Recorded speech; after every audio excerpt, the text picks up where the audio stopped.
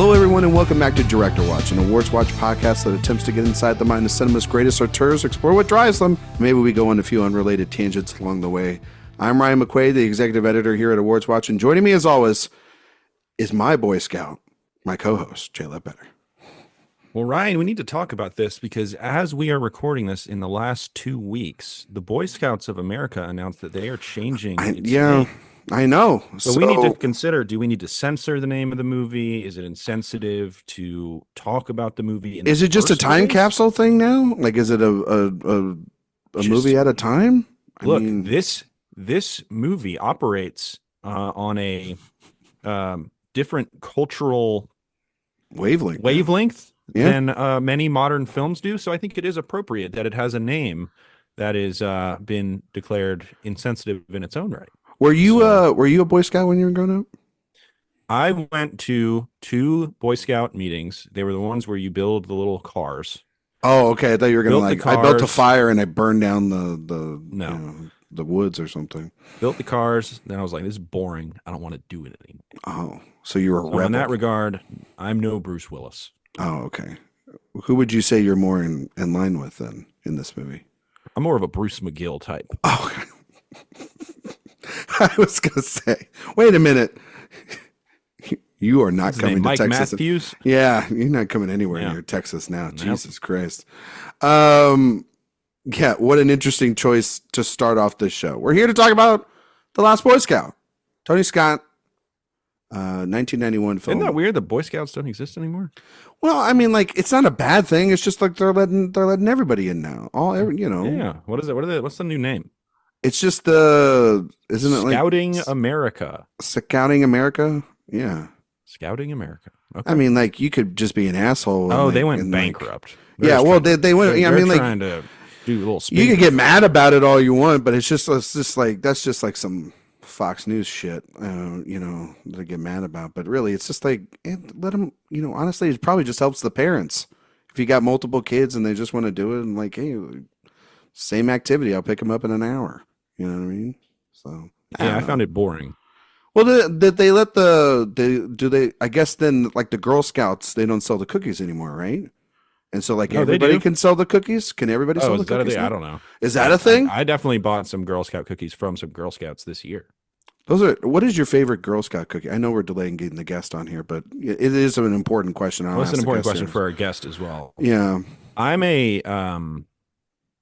I forget, they changed the name, the Samoa. Did they change it back to the Samoa? I think is that insensitive? They changed it. I think it was. They changed it to Coconut Delights, I think, at one point. And nobody wants to buy anything with the word coconut in it. I think I agree, but Samoas are the number one Girl Scout cookie, in my opinion. Tag-alongs also. Love a tag-along. Right there. That's mine. I like a Thin Mint, and I like to put them in the freezer. Yeah, see, I'm not a Thin Mint guy. Yeah, you would be. You don't like Thin Mints. Joining us today, our guest is a good friend of Jay's. This is the first time I've met him, but he seems like a really swell guy. He's the podcast co-host of the Waffle Press Podcast. Diego Crespo is here. How you doing? Hello, I'm doing great. Diego, that was an excellent transition because Thin Mints are my favorite. I was going to say and Crespo. I'm sorry, I didn't mean to put the ER there. I'm sorry, Diego. But Thin Mints are the best, and you got to put them in the freezer. I don't know if you put them in the. Yeah, because then there's just like that coldness to them, and I would say they're not like the ones you eat like a whole like roll of them, but I think like you just need a Girl Scout cookie in the middle of the night, just bam, like get about 3 or 4 of those bad boys. No, I've had a whole roll before. Are you not happy about that? Yeah, it doesn't feel good, but like I've been there, It feels good in the moment though. Yeah, and then I'm like, what the fuck? And then do you get like this rush? I feel like when I have like a chocolate anything, I get like a chocolate rush or a sugar rush. This is gonna sound counterintuitive to the fact that I just said I've eaten a whole roll of Thin Mints before, but I'm not like super into sweets anymore. Like maybe 10, 15 years ago, I'd be like, yeah, like Oreos, like all the time. Have you like just cut them out of your diet completely? No, like outgrew them. They're like, is it like outgrew it? Yeah. Is it like a Polar Express thing? You don't believe in Santa Claus or sweets anymore? Is that kind of? No, Santa Claus is gummy real. guru. Okay. Yeah. I'm a Obviously. gummy We all know this. bean. Oh yeah, are you a gummy? Are you a gummy thing. I could wink, do without. Wink. I could Wink, do wink, without. Jay. I could do without cookies. Baked goods don't really do it for me. You put a bag of gummy worms in front of me. You know, based off of the way you look, finished. The way you look today on camera, Jay, you seem so much like a gummy guy. What, with your fat? I was gonna say no, with your hat backwards and your yeah. You know, you got the what is it? I do have a backwards hat. You got the Tony Romo look today. Usually not the speed I'm going for, but here I am. I think I like a really good gummy, Jim. I should have worn the Damon Wayans hat. Yeah, you should. Oh, you think you could pull that off? What is that? Like a leather sleeping cap? It's a choice, is what it is. Do you guys think you can pull off leather pants like that? Absolutely not. No, I think I could do it. You think you could, even in Georgia when it's hot in the summer? Bag of gummy worms and some leather pants and a sleeping cap. Are the gummy worms inside the pants? No, they're inside the hat. Oh, they're in. Oh, and you're just like pulling them, like wait, on top of the hat, or no, under they're the underneath. Hat? They're underneath the hat. You have to lift up the little tail of the hat. Oh, like Ratatouille. Yeah, Ratatouille. Like style. Ratatouille. Okay, all right. This show is so stupid sometimes. I'm telling you, we try to be a professional podcast. Diego didn't know what he got himself into. You've signed up. This is great. This is great to start off. But really, Samoas. Are you mostly? Do you like coconut a lot? No, I would say generally not a coconut guy, but those Samoas, they got it going. Diego, do you like coconut? I love coconut, but here's the thing: you're not a coconut guy, right, Jay? So, like, is it the texture or the flavor generally for you? He's a texture. I think it's texture. I am a texture guy. He's a texture guy. However, when you smother the coconut in chocolate and caramel, that texture is lightened, and then you get the caramel taste, which I think I like. But the texture in general, I don't think I'm a huge fan of. So all you got to do, it's like when you if you fry coconut, I'll probably like it because it's fried. And do you like a coconut pie, like a coconut cream pie or something like that? No, there are many other pies that I would go for. Like I will never pick a coconut cream over like a key lime pie, for instance. Yeah, you're a big key lime pie guy. That's your I'm a pie. key lime fiend. Yeah. Diego, we've answered this question before, but we can ask you this. What's your go-to pie? And since I know you're not Mr. Sweets, but like, do you have like no? Do you have like a go-to? I feel like even though people don't like, you know? I was gonna say, I feel like even if you don't like sweets or like, I don't eat pie stuff very like that. All, I don't eat it a lot, but like pie is everybody loves pie. There's you know. Look, what are you, Rooney Mara? You know what I mean? Yeah, I know. I'm sorry. She's a great actress. I'm sure she's a lovely person. I call bullshit on that. Right? I've said that for years. I'm like, there's no fucking way she's not gone in her life with never eating a pie until she showed up on David Lowery's set. Yeah. And then they gave her like... She was trying to do anything with that. Like, I think she was just like, just talking. I just don't eat pie. And it's just like... Well, no, she's a part of like the Mara football family. You don't think at any... You don't think they got pie in the booth? They've had, apple pie? You know what I mean? Like, it's like she never understood. Like American Pie and football. Those are things intertwined. Yeah, American Pie, hot dogs, and football. That's as American, Rooney Mara, in my opinion, one of our great Nepo babies. You think so? Oh, absolutely. Yeah. She's like a pumpkin pie, by the way. Yeah. Oh, a pumpkin pie. Oh, happy to have her around. I'm a little basic. Yeah. So like a seasonal pie. Mm-hmm. All right. Oh, pumpkin pie in October, November. I don't think there's much better in life. I don't do the canned stuff though. My dad makes pumpkin pie from scratch. He'll cook the pumpkins and everything. So I've never learn how to cook them. I hate it's not that I don't hate pumpkin pies. I hate the processed stuff. But like it's simple. You just cut up pumpkin's a squash. So you just cut it up, throw in some sugar. Not sugar, some cinnamon sticks and some water, and you just kind of bake it, and you just kind of cook it down in a pot. And then it turns into like a slush and everything, and then you just get out the excess juice, and then bam, you got your pumpkin puree.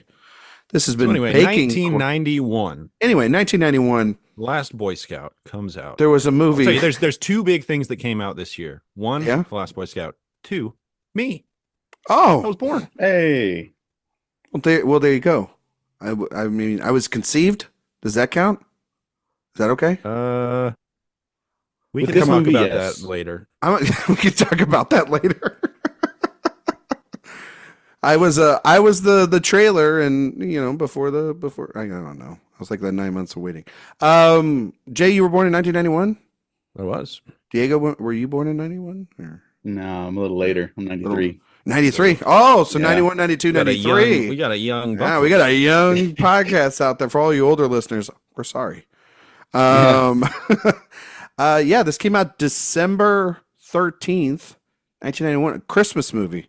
Nothing gets me in the holiday mood quite like The Last Boy Scout. See, you know what's so crazy about this is that it's directed by Tony Scott, but it's written by Shane Black, and this does feel so much like a Shane Black movie at times. Having just watched The Nice Guys like 3 weeks ago, it was kind of jarring. It's very jarring. It's almost seen like this movie before, but this is like fresh. This is the first movie in that installment of that kind of trilogy, I guess, for Shane Black, if you really want to get into that. But the buddy cop trilogy that he has written, I guess he's even further than that. I guess, like Lethal Weapon too, right? Mm-hmm. Yeah, Lethal Weapon for sure. Yeah, but no, it was just kind of like interesting that there wasn't a shoehorned Christmas idea into this movie because it was released in December. There's a little one released on Christmas. Is there a little one? There's a little one, Satan Claus. Oh, that's right. That's right. Mm-hmm. There you go. Yeah, he's out there. He's out there, man. Yeah. That's just a great. We're at Jay. Jet's never drawn you anything like that quite yet, right? No, he's not. He's not quite at drawing coherent pictures phase yet. Do you got him all over the? He's a scribbler. Do you got him all over the? In a couple years, he could do Satan Claus. Yeah, he could do Satan Claus. Yeah. How do you think the wife would take Satan Claus on the refrigerator? I would put it on the fridge. Yeah. Do you think she would kill you for probably introducing Satan Claus to your child? Well, look, I've been on record. The first movie he was technically ever in the room for was Man on Fire. So he is a Tony Scott boy. He's Tony Scott through and through. Born and raised on Tony Scott. Yes. That's a hell of a movie to show, or I guess be your first quote unquote. I think I had headphones in, and I think his face was away from the screen, camera for the most part. He was certainly in the room when we were watching, when I was watching Man on Fire. Do you guys remember the first movie you guys ever remember seeing? The first one I saw in a movie theater was The Lion King. Yeah, I think mine too. Yeah, it was like 94. So I was like 2 years old. I remember the first movie they took me to was The Hunchback of Notre Dame. Oh, and they hated it. Oh, they hated it. Well, because they were like, "Fucking, this is dark. Like we shouldn't have brought hellfire." Yeah, like a guy repressing his sins, like the villain, like just like doing like Da Vinci Code shit in an animated movie, like that's a baptism by fire, I guess, to your parents, no pun intended. People have been reclaiming that one a lot. Do you think that we'll get a live action one of that? Oh God. How do you do that? Somehow Josh Gad's going to play Quasimodo. Quasimodo? Yeah, I think so. No, he will. Josh Gad will absolutely play one of the gargoyles. Gargoyles. Him and James Corden. Him and James Alexander gargoyle. Yeah, him and James Corden, and the music will be Lin-Manuel Miranda. So yeah, they shouldn't do that now. Oh, it's a hunchback life.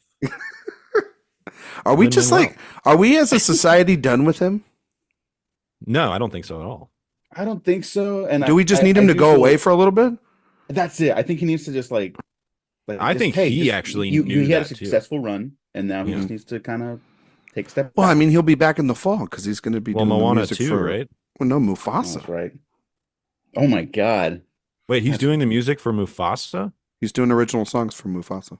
Wow. Yeah, that's why everybody was kind of mad. They were like, he was the jump scare at the end of the Mufasa trailer.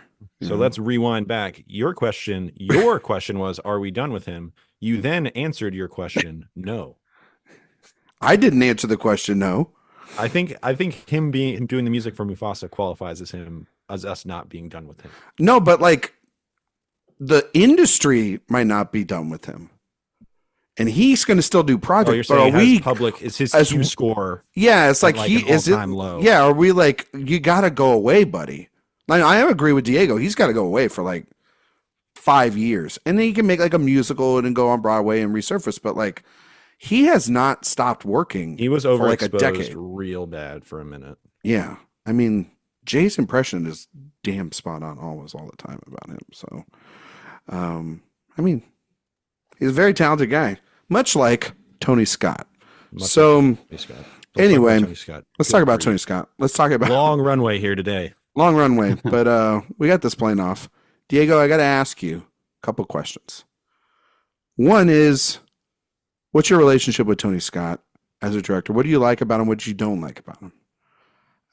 And then, if I'm not mistaken, before this podcast, we were talking about you have a long-standing personal relationship with the film that we're talking about today. But we can get to that in a second. But I guess maybe this is a simple question too, and this is one that we've asked all our guests. But if you can only choose one filmography, who are you choosing? Are you choosing Tony Scott, or are you choosing Ridley Scott? Tony or Ridley? Tony or Ridley. That's the fundamental question of this series. I have to give sort of a political answer to that because Alien and Blade Runner, they're so seminal movies. I'm not the same person without those movies. And I'm not even like a Ridley Scott, like, oh, he fell off kind of person. Like I even when he misses, I always go to bat for him. You're like Exodus. Here comes the butt. Okay. Okay. I said even when he misses. I don't defend him, but I'm like, he tried something. Yeah. But no one makes movies as good as Tony Scott.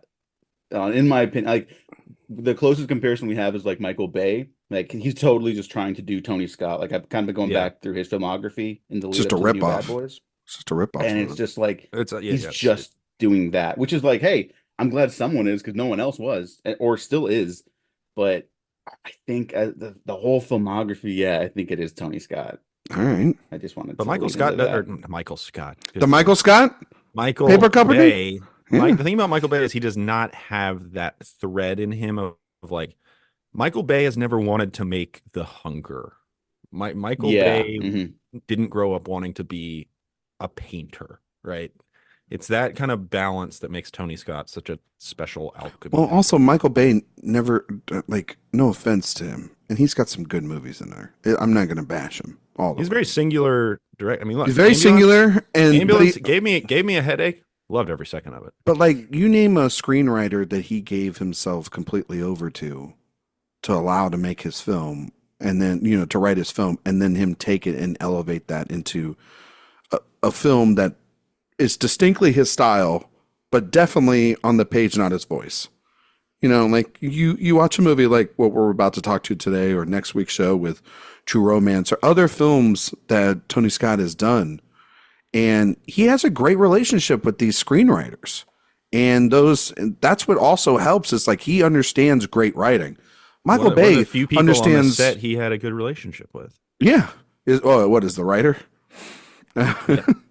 But like tough shoot. But like no, I think that Bay, I mean, there's a lot of movies that the screenplay is the fundamental problem of his movies and ultimately drags any creative momentum that he has. But I do agree with you, Diego. He makes movies in the veins of the ones that we grew up in, like of this kind of very visceral, beautiful, just singular vision, visually speaking. A certain kind of movie died when Tony Scott died, and Michael Bay is the closest thing we have left. He's and no one of this generation has yet to pick up that mantle. Like there is no new. I don't know that there might be a guy out there, but the studios aren't willing to. No, they're not. No, I don't think. Maybe there is a male or female director that's out there that's gonna want to do this at a certain point, but they ain't doing it right now. And I think that's also just the landscape of movies and how they change. Like he's making the mid-budget action film with a big star attached to it. Those aren't getting made. I mean, like I guess the closest other person, and I wouldn't even say visually speaking, this director does much, but like Denzel's kind of transferred from the Tony Scott era to now just the Anton Fuqua era of his career, where he's like, I'll make the prestige film, but if I'm doing my action films, he's equalizing. He's magnificent sevening. You know what I mean? Like he's doing, right? That's what he's doing. You know what I mean? Yeah. And usually in between all of his, like, I'm going to get nominated for Flight and all this other stuff was like a Deja Vu or, you know, or Taking a Pelham or, you know, Man on Fire or whatever. But Tony Denzel, Denzel. all time duo. Is that his? No, I guess I'll have to save that question then, Jay, for later on down the road when we talk about his muse. I mean, I don't know who else it would be. I mean, I was also going to say something like in terms of Denzel's career, and like, is that like? Well, there's the great debate: who is that his best collaborator? Yeah, who gets Denzel on the weekends and who has him during the week? Man. It's gotta be.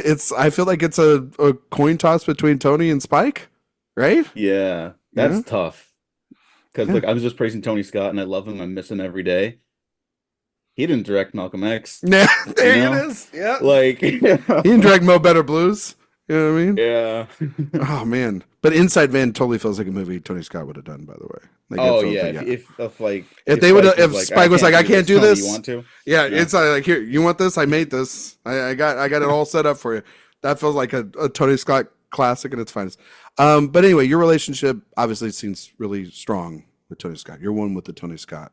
Oh yeah. So, I guess what is your relationship then, Diego, with The Last Boy Scout? Why do you love this movie, and why do you think it is such an important film? I think you said in the last 30 years, it's one of the most important films in cinema.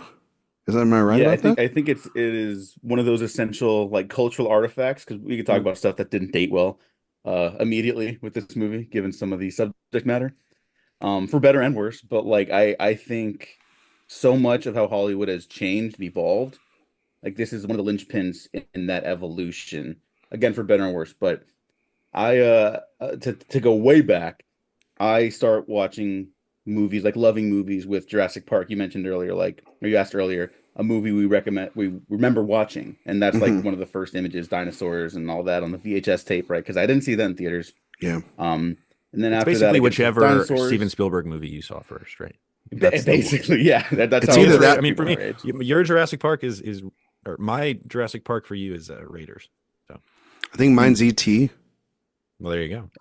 All winners right here. All winners. Raiders was the movie that made me love movies in the same way that you're kind of talking about with Jurassic Park. E.T. scared the shit out of me, and I went. Pretty good. That's a pretty good guy. You know? I think he's good at making movies. Yeah, he seems to know what he's doing. I don't know. You guys are giving him way too much credit. What is it like? The guy that made Ready Player One? Give me the fuck out of here. You know? Yeah, anyway, I'm sorry. I interrupted you. That's all right. And then I'm obsessed with dinosaurs for like 6 years after that, right? And then I'm trying to watch more movies, right? And like my dad's going off to work early one morning. It's like 4 or 5, and I just happen to wake up, and I'm like, well, I'm not gonna go back to sleep. He's got cable. Let me see, flip through the channels right here. What's Die Hard?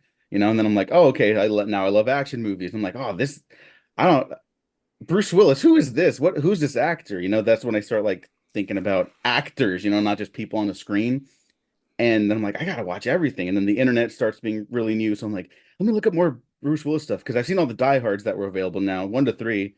Oh, I loved them all at the time. And I'm like, oh, what's the Last Boys? What is that? I don't know. Let me check that out eventually. And it just like, it further unlocked something in my brain. Probably like in high school by the time I end up actually watching The Last Boy Scout. And I remember being like, this is like really good, and never going back to it for a while. And then, God, a couple of years ago, like maybe 8 years ago, I end up like revisiting it, and I'm like, oh shit, this is like, is this the best movie ever? And it is arguably not, but every time I watch it, I do feel like it's at least one of the best directed movies ever. I think it is stunning to look at on every level, you know, every frame of painting type stuff. The performances are unbelievably good. I don't think this movie gets credit for its performances because it was like a critical and financial bomb at the time of release. And I think the subject matter, like the narrative thrust of the movie, is about sports gambling and the marriage of politics and marketing and sports and masculinity and men that hate themselves in this country. Shockingly I think this movie, prescient stuff. Yeah, I think this movie is like the key to understanding America right now. Not the movie to do that with, but I think one of the ones. And it was just a mainstream Hollywood blockbuster. And I'm not going to say like Shane Black had that all in mind when he was writing this. I'm sure he had a lot of feelings about a lot of stuff. Shocker, wrote this while dealing with a breakup, in case you couldn't tell. And it's one of the best movies ever made. I sort of had this running joke for a while on Letterboxd where every time I would log a movie, it would be like not as good as The Last Boy Scout or as good as The Last Boy Scout. Yeah. The rare movie's better than The Last Boy Scout. Well, and you say that half jokingly, but I think that speaks to something, which is if you're going to, this movie was not made with the intention of like winning an Oscar or winning some sort of literary medal by any means, but it has a sense of purpose and a sense of craft that really every movie should be striving for. So it's not even like, is it as good as The Last Boy Scout? Because most movies are not, but it's like, were you trying as hard when they were trying to make The Last Boy Scout? Like they were going above and beyond to make something that was unique and had a voice, had a point of view, and just kicks ass. Also, by the way, it's just a rollicking good time at the movies, and there's a whole lot to talk about it. Just one of the wildest opening scenes in movie history. I truly believe that.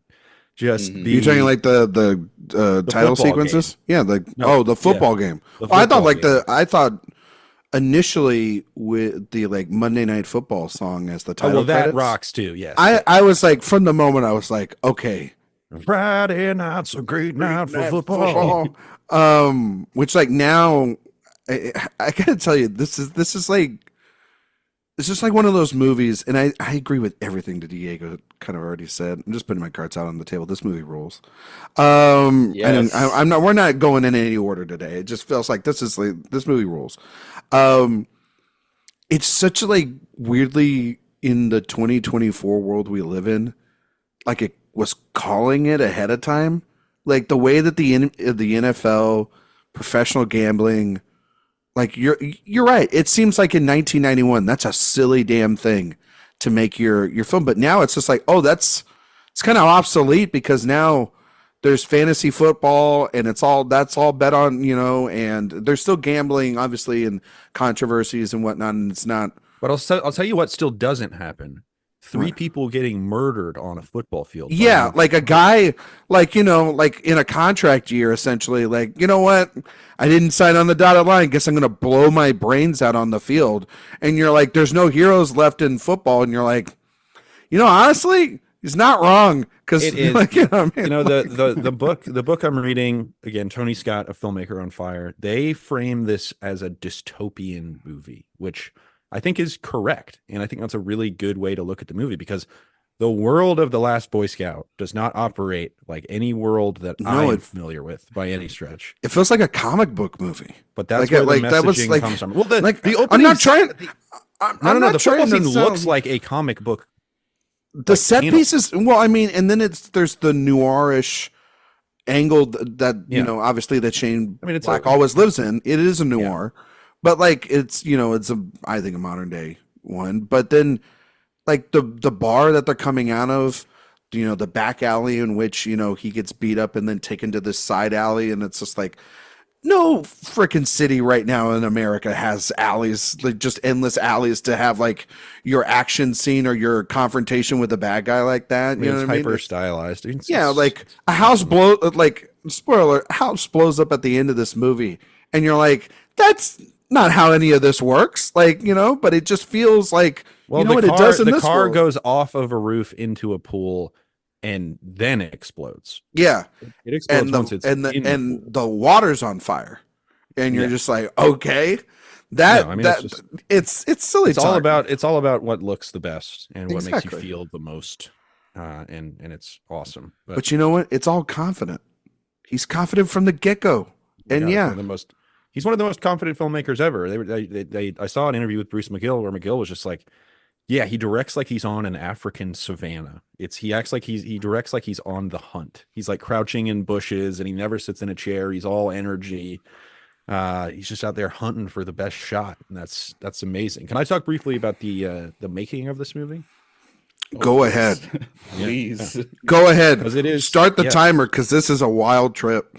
Well, this is this is a really interesting production. Obviously, you got Shane Black, hottest screenwriter in the game after Lethal Weapon, starts writing Lethal Weapon 2, goes through this awful breakup like Diego was talking about. It's just like wallowing in self-pity.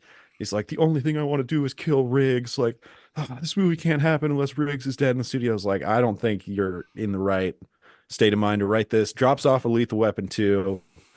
So he's just like really this self-pitying dude. And by the way, Jay, time out. Gotta say this.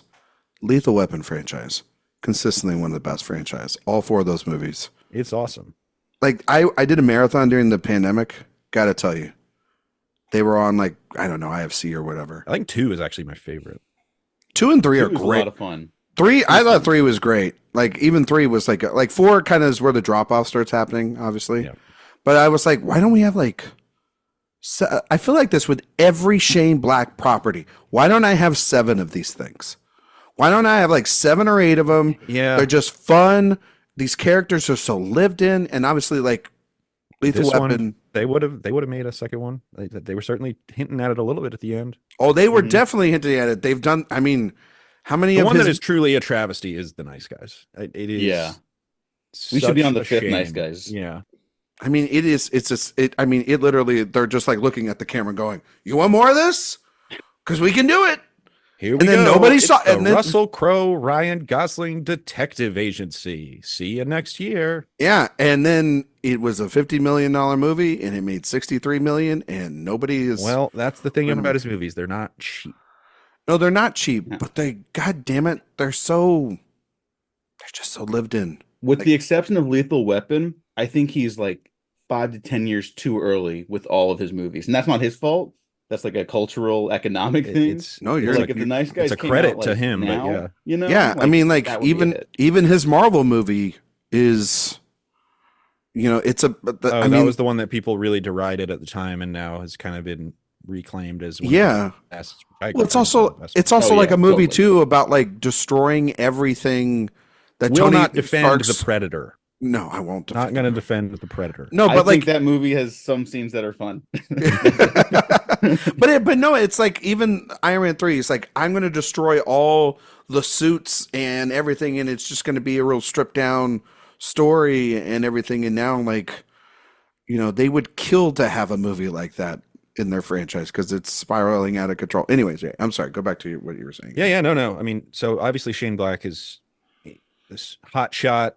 He writes this script. Do you know what the working title for The Last Boy Scout was? I don't, but I think Diego does. Oh, yeah. Die Hard. And this was a Joel Silver property. He had bought the rights to the script. And he said, I've got another movie. I think that would be a really good title for it. Can I have that? And I don't know if he paid him or if Shane Black was just like, okay, fine. So you're telling me that Shane Black came up with the title for Die Hard, essentially? Correct. Yeah. Jesus Christ, he's man's a genius. I know. He's a genius. He's got to come back. It was the most expensive bidding war for a screenplay in history at the time. And then as soon as they got the script, they were like, okay, we have this thing. We paid over $2 million for it. Let's change everything because it's the stupidest industry in the world. They're like, we paid for this pristine object. Now let's fix it. It's just insane the way that these people think. But they bring on Bruce Willis. Joel Silver, Bruce Willis at the time were like the #1 acting producing duo in the world. And Willis originally is like, I don't want to do another like save my wife movie because that's what the original script was. The original script was way darker. And then Willis is like, change it up so that I'm not saving my wife and I'll get on board. So they start molding it around the Bruce Willis persona. And Bruce Willis would end up being kind of one of the auteurs of the project in a lot of ways. And they approach Tony Scott. Tony Scott's like, oh, I'm doing this Middle Eastern war movie. I don't think I can really do that right now. That falls through, ends up doing this movie. Interestingly, kind of in the context of our series that we're talking about, obviously he's going out of the safety net of Simpson and Bruckheimer here. He's going into Joel Silver territory. Yeah. And Simpson, Bruckheimer, Tony Scott, they worked like clockwork. Joel Silver and Tony Scott, not exactly the same relationship there. So, but Tony Scott loved the original script. They start casting Damon Wayans coming on hot off of In Living Color, kind of an obvious pick for that role. But as the movie goes on, Bruce Willis is like directing actors. There's Bruce Willis and Bruce McGill had been friends for a while, and there's this quote from McGill where he's just like, yeah, like I wouldn't say our relationship changed over the course of this movie, but there was one point where he tried to direct me in a scene, and in the back of my mind, I was just like, come the fuck on, get out of here. What are you talking about? This was right around like Hudson Hawk too. It was kind of after his high in the middle of production of this, Hudson Hawk comes out and he gets like kind of insecure and wanting to fully take over the project. It was a nightmare edit. They almost fired Tony Scott like 3 times, but that's like every movie. So can't really hold that against it too much, but it's just a crazy production, a crazy edit. Tony Scott, one of the all-time like, hey, here's 6.5 miles of film. Go figure out how to construct a movie out of it, because he shoots everything from different angles, and you can understand why a major studio would get this movie and be a little worried about it. And Diego, you described it as a financial bomb.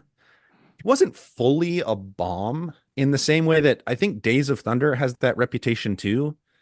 Nobody was crying over Days of Thunder. Nobody was really crying over this. It was a $30 million budget. It made 60. I don't think the marketing costs back then they were quite as heavy as they are now. So nobody took a bath on this one. And it just kept allowing Tony Scott to make movies, obviously, and he would eventually return to his more familiar territory away from Joel Silver, and there would be a Joel Silver inspired character in True Romance.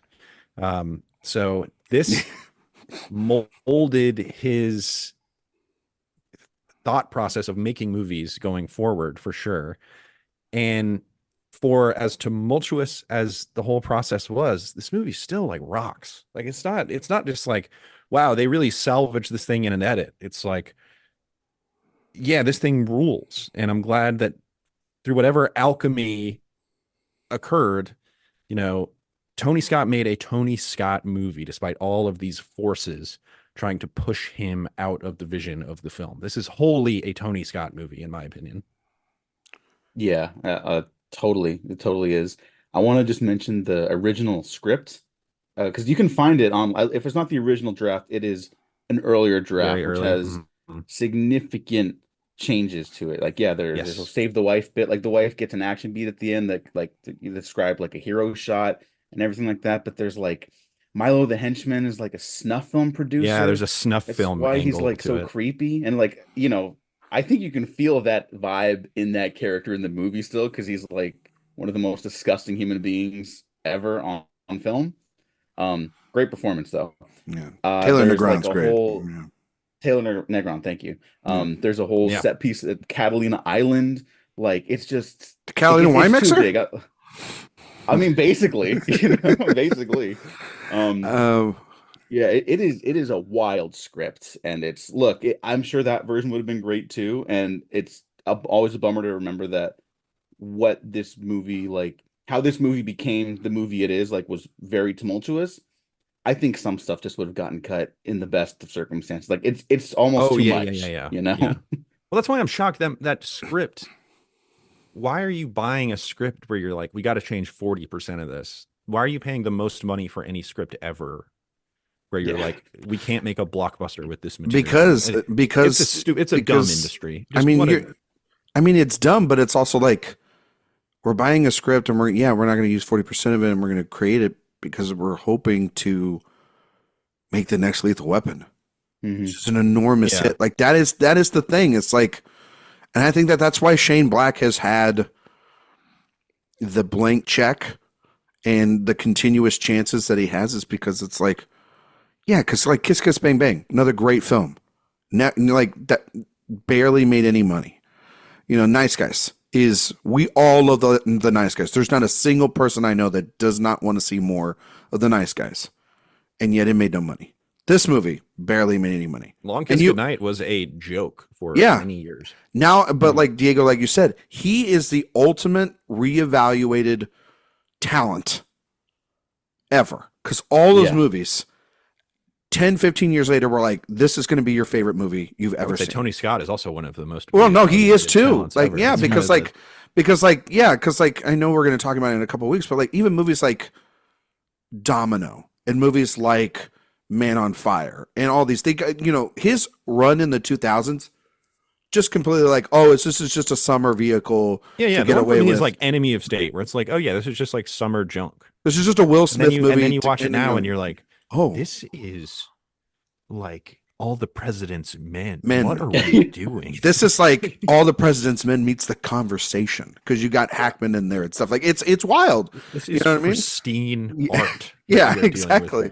And that's the thing here. It's like, on the surface, it is this unorthodox buddy cop, or private detective, football athlete. It sounds on paper like a mistake. But then you have two presence, like Wayans is at the top of his career and his name and his brand, and then you have Willis, who's coming off of doing Die Hard movies, and this is right before Pulp Fiction, and he's in a good pocket right here. He's one of the biggest movie stars in the world. He's one of the biggest movie stars, and he's, one of just the great guys on screen, right? Just to play a guy who's just be able to come in there and he's one of the great, I can speak snark better than anybody on the planet.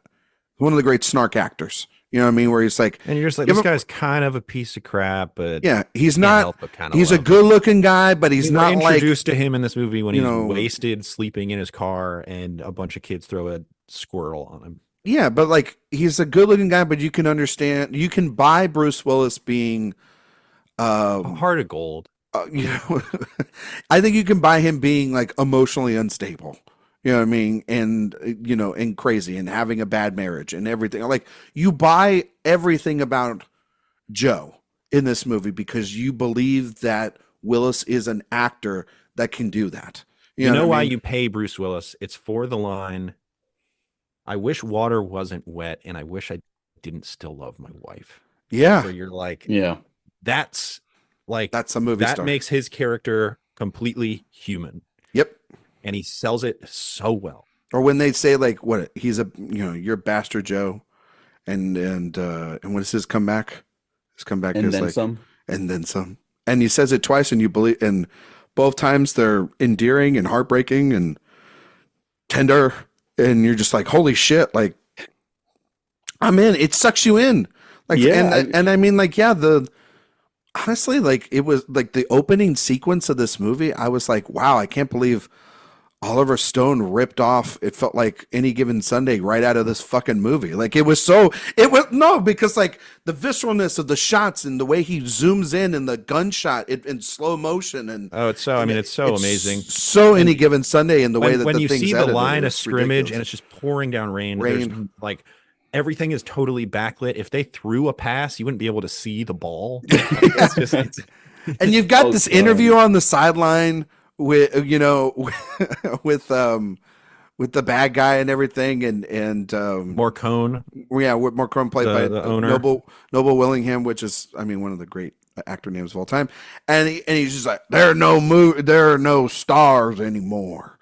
There are no heroes. You know what I mean? And as a guy's like, it's like wrapping up his interview on Fox, or ESPN, and then like the guy shoots himself, and then we just transition into our story, and it's perfect.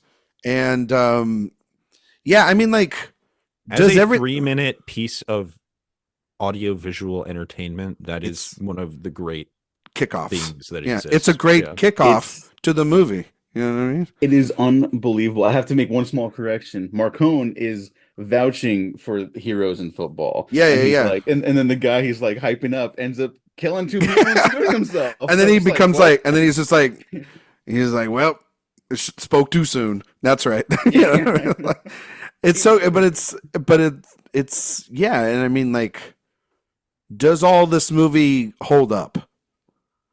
No. Yes. I mean, like way? It's like, are there jokes and things in there? If it came out today, everyone involved with this film would get arrested. Yeah, I mean, like, that's the thing, is like, this movie is a relic of its time. But then even if you watch Kiss Kiss Bang Bang, even if you watch The Nice Guys, when those movies came out, there are things in those movies that even now you're like, oh, Shane Black is a relic in a lot of ways, and he was a relic even 30 years ago. Yeah, in a lot of ways. They've always been like that, but in ways that I appreciate. But he's a line stepper, and they work comfortable. You know what I mean? Because but it also shows the seediness. We're introduced to Jimmy when he's stopping his buddy from almost drowning a woman in the hot tub because she won't go down on him. Yes, you know what I mean? correct. Like, yeah, exactly. Which, by the way, what an arm to be able to just break somebody's nose with a football. I was like, oh, okay, I know what this movie's about. Like, you know, like his right shoulder is the greatest weapon in this film. Yeah, it's a cannon of an arm. It's an assault rifle of an arm. Almost. Also, if I can go back for just a second and talk about that opening scene where, so they've got this guy who's trying to fix the game, right? You don't fix the game by having him do well. You fix the game by having him do poorly on purpose. So they're like, you better score some touchdowns. It's like, that's the goal in general of the sport of football. Like, he's trying. What you want him to do is throw interceptions. Yeah. You know what I mean? It's like, you want him to fall 1 yard short and pull a hamstring or something. Well, like, yeah, you want him to be like on a breakaway 75-yard run and then just like fall down at the 1 yard line. You know what I mean? Like, he's about to milk the clock. You know, no, I mean, like, the football of this is ridiculous. It is. That's the only real scene with actual football in it. Yeah, but like the idea of essentially a football owner, a Jerry Jones-esque owner, right?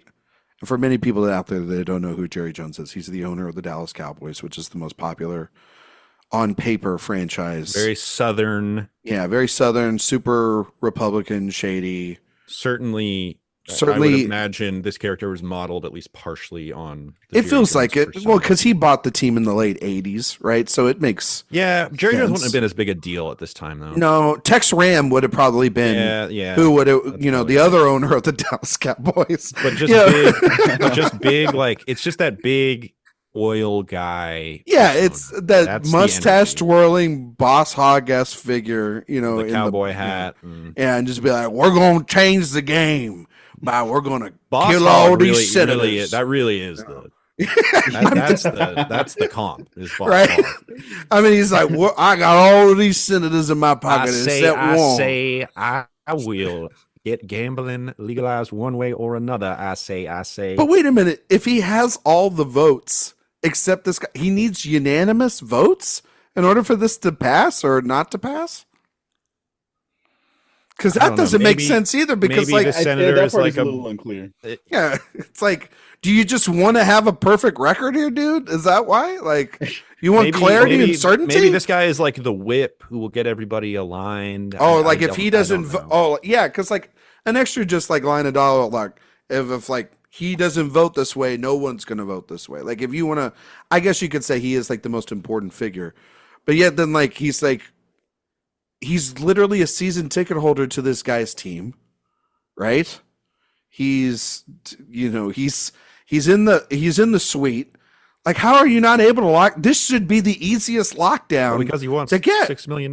He wants more money though. Yeah, so he's just like, but also like this movie. If you has know a Jerry very low Jones opinion of American or Tex Ram, politics, which I really appreciate. Yeah, it's like you don't think that billionaires couldn't shell out $6 million like it's nothing. No, but for those guys, at a certain point, it's more about the principle than the actual money itself, right? It's the silly premise of just being like, I can get away with that. It's just the stuff. You think this movie is somewhat silly in some of its plot mechanics? Hell yeah!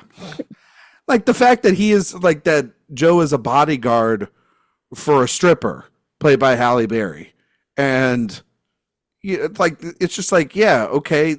You wouldn't have, you never got any chance to ask Bruce McGill any questions whatsoever. To the fact that they're just blowing up cars part is almost like beat for beat the beginning of The Nice Guys, by the way. Like a sex worker with connections to a powerful politician trying to cover up legalization of some Yep. And so he troubling enterprise. hires a down on his luck private detective muscle. There's another guy that's there, and he gets his ass kicked by said private detective. They team up. One of them has a daughter who who speaks like a grown up. Speaks like a grown up, which is generally one of my I hate when that is done poorly. I just watched Unfrosted, and Jesus Christ, we're not doing this every freaking week. You gotta stop. Every damn movie series, you bring up a movie that just last with the Coppola series, it was freaking Coda. But now it's Unfrosted. This is 3 straight episodes of Unfrosted. This is more airtime than it has literally been streamed on Netflix. This applies to this specific film. You gotta get out of the house. You gotta get out. In Unfrosted, I watched Challengers yesterday out of the house. So okay, well then how does that tie into this at all? I got out of the house, but what I did was also watch a movie. So so I watched Unfrosted, and in Unfrosted, they go to the well of little kids speaking like grown-ups as a joke like 7 times, and it falls flat on its face every single time. For whatever reason, Shane Black is really, really good at that.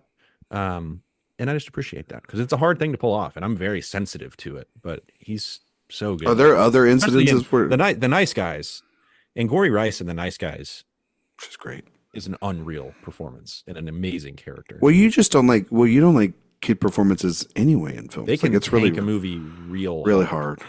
Yeah. Diego, I don't know. It doesn't here. I don't know if you have thoughts on kids cursing in films. Yeah, I precocious kid stuff. It's not against the kid actors. I have weird. There's adults in the room. In general, yeah, it's like you gotta like. I don't know if any kid should be an actor for their entire childhood alone. Well, they'll be AI soon anyway. Oh God, no. I'll have words about that later. Well, they were already AI in Unfrosted. So what are you? They were already AI in AI, artificial intelligence. There you go. Well, all right. Oh, there you go. That kid actor was AI. Precocious kid actors, not really my bag. Shane Black's the best to ever do it with that, at least in Hollywood. And Danielle Harris gives one of my favorite performances ever in this movie. Like she's so good in this movie. When she comes in with the puppet, the gun. You know what I mean? It's like be the dumbest scene ever. It really on paper, this should be like, oh, this is uncanny, crappy, just it's like totally pulls you out of the tone. Of the movie. This is going to be like, wow, this is a tone shift, and no, because it's Tony Scott. He's the tone setter, as of what we've called him on this podcast, and because his brother's the Riddler and he's the tone setter, and. Dude just like has carried through the film that Joe is consistently a joker, especially when he has kind of the confidence that he's going to kill or get away with getting out of a sticky situation. So he makes light of it in order to, I think, bring down the severity of the situation and bring everybody kind of the same level and then surprise attack him. And usually going back to that well multiple times can just be like an eye roll. Right? But every time Joe does it, it's great. And then the ultimate payoff is in the woods. But I got to tell you, every time when like he got hit. The ultimate payoff is when he's dancing on top of the light tower. Well, yeah. Well, there's that. But I'll tell you the thing that makes this movie work so well is he does have that line when Milo and the henchmen have him under the house or whatever, right? Under Macron's house or whatever. And he's like, you touch me again, I'm going to kill you. And he punches that guy and he literally like rams his nose into his brain and kills him, right? And with Milo, he's like, you touch me again, I'm gonna, you touch me again, I'm gonna kill you. And we have to wait so long for that payoff. But we're all just sitting there waiting for that payoff to happen. And it's a beautiful payoff because the payoff is 2 payoffs. It's that he kills him and then he does the little dance, the little jig. And it's so funny.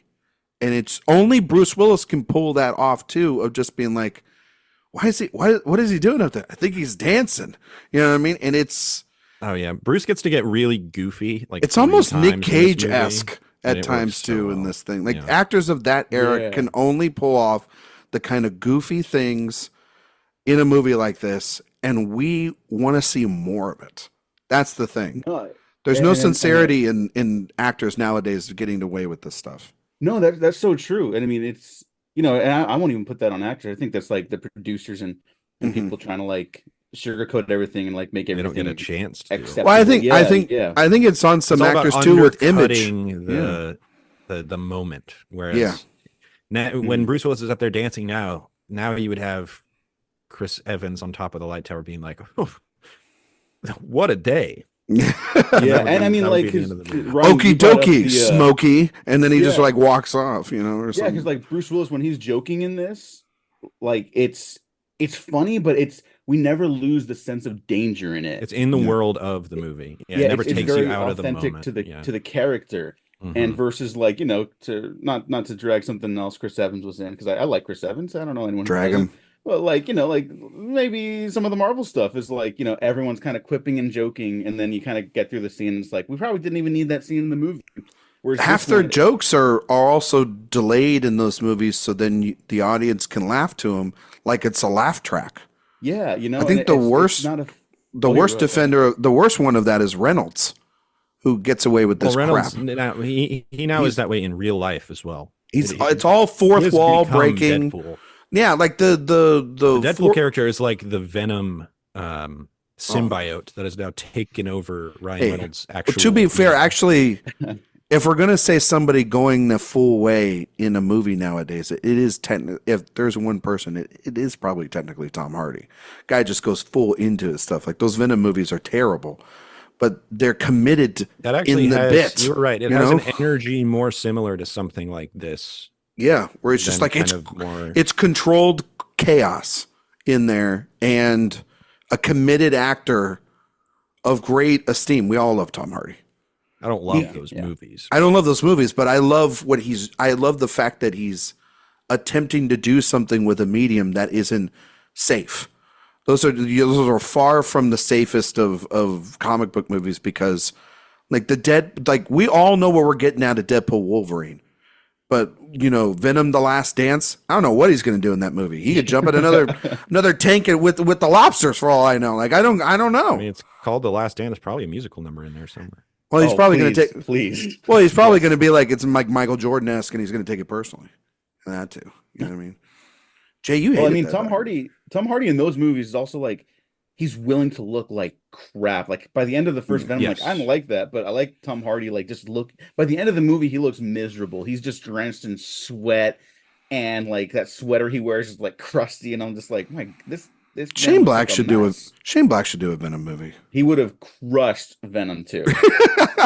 I'm not even. He would have nailed that movie. He would have hate that movie. He would have done great with. He would have done great with Hardy. I feel like Hardy would be game to do a movie with him. Like, and they're like buddy a weird cop style movies with the symbiotes, the buddy. Yeah, it's like you already have a built-in, like buddy. Well, the first one they build truly as a rom-com, basically, which I think with him and clever, and there's. I like the idea of that movie more than I actually like the movie itself, but it's got an angle to it, and it's not what so many movies today do. So many genre movies is they're like, we get it. You don't have to feel bad about liking stuff like this. And it's like, no, just give it to me. I'm an adult. I can figure out whether or not I should feel bad about liking something like this. And then you watch something like The Last Boy Scout, and it's in this absolute hellscape. There is not a good person in this movie. And it's often very junky. It's misogynistic. Roger Ebert in his review was basically like, this is one of the most vile movies I've ever seen, 3 stars. It is a challenging movie in so many ways, and non-traditional in the way that it doesn't go easy on its audience, but that's one of the best things a movie can be. And that's the Shane Black sensibility and the Tony Scott sensibility really aligning, and take away even just the content of the film, but the aesthetic, the Tony Scott aesthetic being pasted onto this material makes it even thornier than it probably is on the page. And it rules.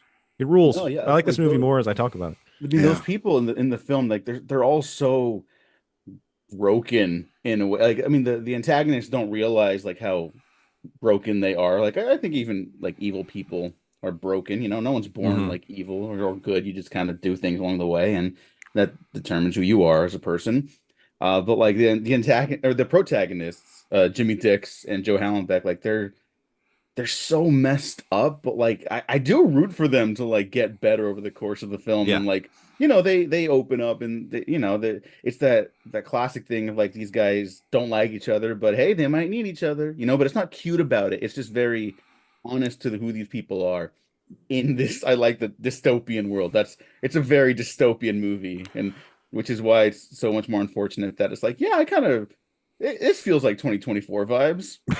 We're not going to read into that, though. Well, I mean, like the thing about it, but we don't want to confront that anymore. Yeah, we don't want to confront. Yeah. Well, we don't want heroes that, I think, to your point, Diego, have this complexity within them, this sense of that they're both absolutely in shambles, not all 100% put together, flawed human beings. I mean, literally, there is an extended sequence in this movie. It is about a 10-minute scene, and it is just these two fundamentally having a chance to have a drink after this like action-packed on the run day, and it is them telling each other their life story about, and one of them is a massive fan of the other because one is a celebrity and the other one is this down on his luck private detective who's got this up and down relationship with his child, a very on the rocks relationship with his wife, because he's like, I'm so angry with her all the time, and yet I can refuse myself to get rid of her because I love her. I have a child who absolutely treats me like shit and doesn't respect me, and therefore I don't know if I respect myself enough to do a good job because I haven't been doing a good job for years.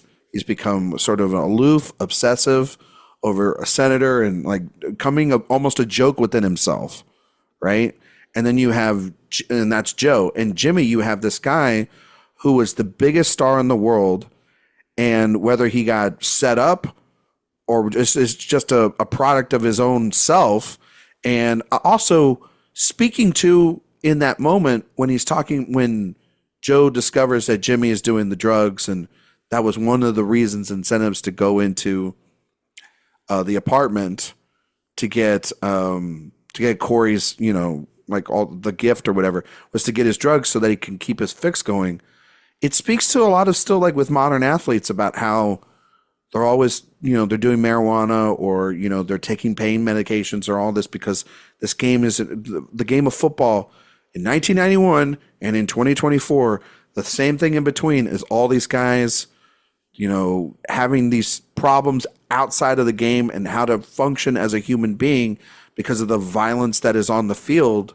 And now he's having a different kind of violence in his life when he's with Joe here. And they're both technically scared and they need each other. And I don't see that in any goddamn action movies anymore by studios of two people saying, we're kind of broken, we're screwed up, but we need each other to get this fixed.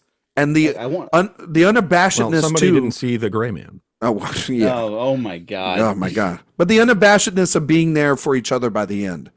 And it naturally progresses into a partnership rather than forcing it. Because I feel like movies like this nowadays, they force these two to be together rather than it just feel progressively just the way in which it's supposed to naturally happen on screen. And Wayans and Willis are perfect together here. They hated each other in real life. I get it. And you know what? Some of the best things in life come from co-stars hating each other. I mean, literally, rewatched Mad Max Fury Road a couple of days ago. And the fact that like Charlize and Hardy, I think they were professional about it. I think they were not professional about it. They were not professional about it at all. One might have hit it better than the other, but they hated each other. I read the book, yeah. And the book was like not fair to. I mean, it was fair in their accounts and their retrospective, and like they're saying, oh, it's lucky the movie was great, right? Because if the movie sucked, they probably would. One of them would probably not have a career anymore. And so it helps with that. But yeah, sometimes all is the best chemistry is probably also too the person you want to punch at the end of the day.